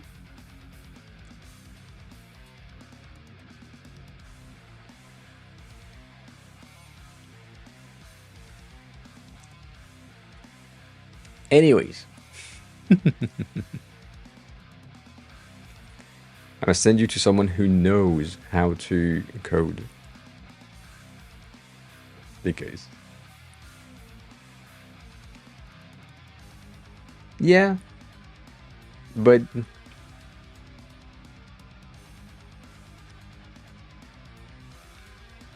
you still have the preferences of each dev that are telling you that syntax is better, this one is better, and you don't learn. Like, one of the most annoying thing for me is, like, if you just copy paste from Stack Overflow or other websites that do the same thing, you, after the 50th time, maybe you would know, but I need to understand in order to paste. So That's more complicated. That is more complicated. Anyways, I'm sending you to Bad Cop, who is currently software game deving, as he does. So that's better. That's someone who knows how to code. So join us for the raid. That will be highly appreciated, as always.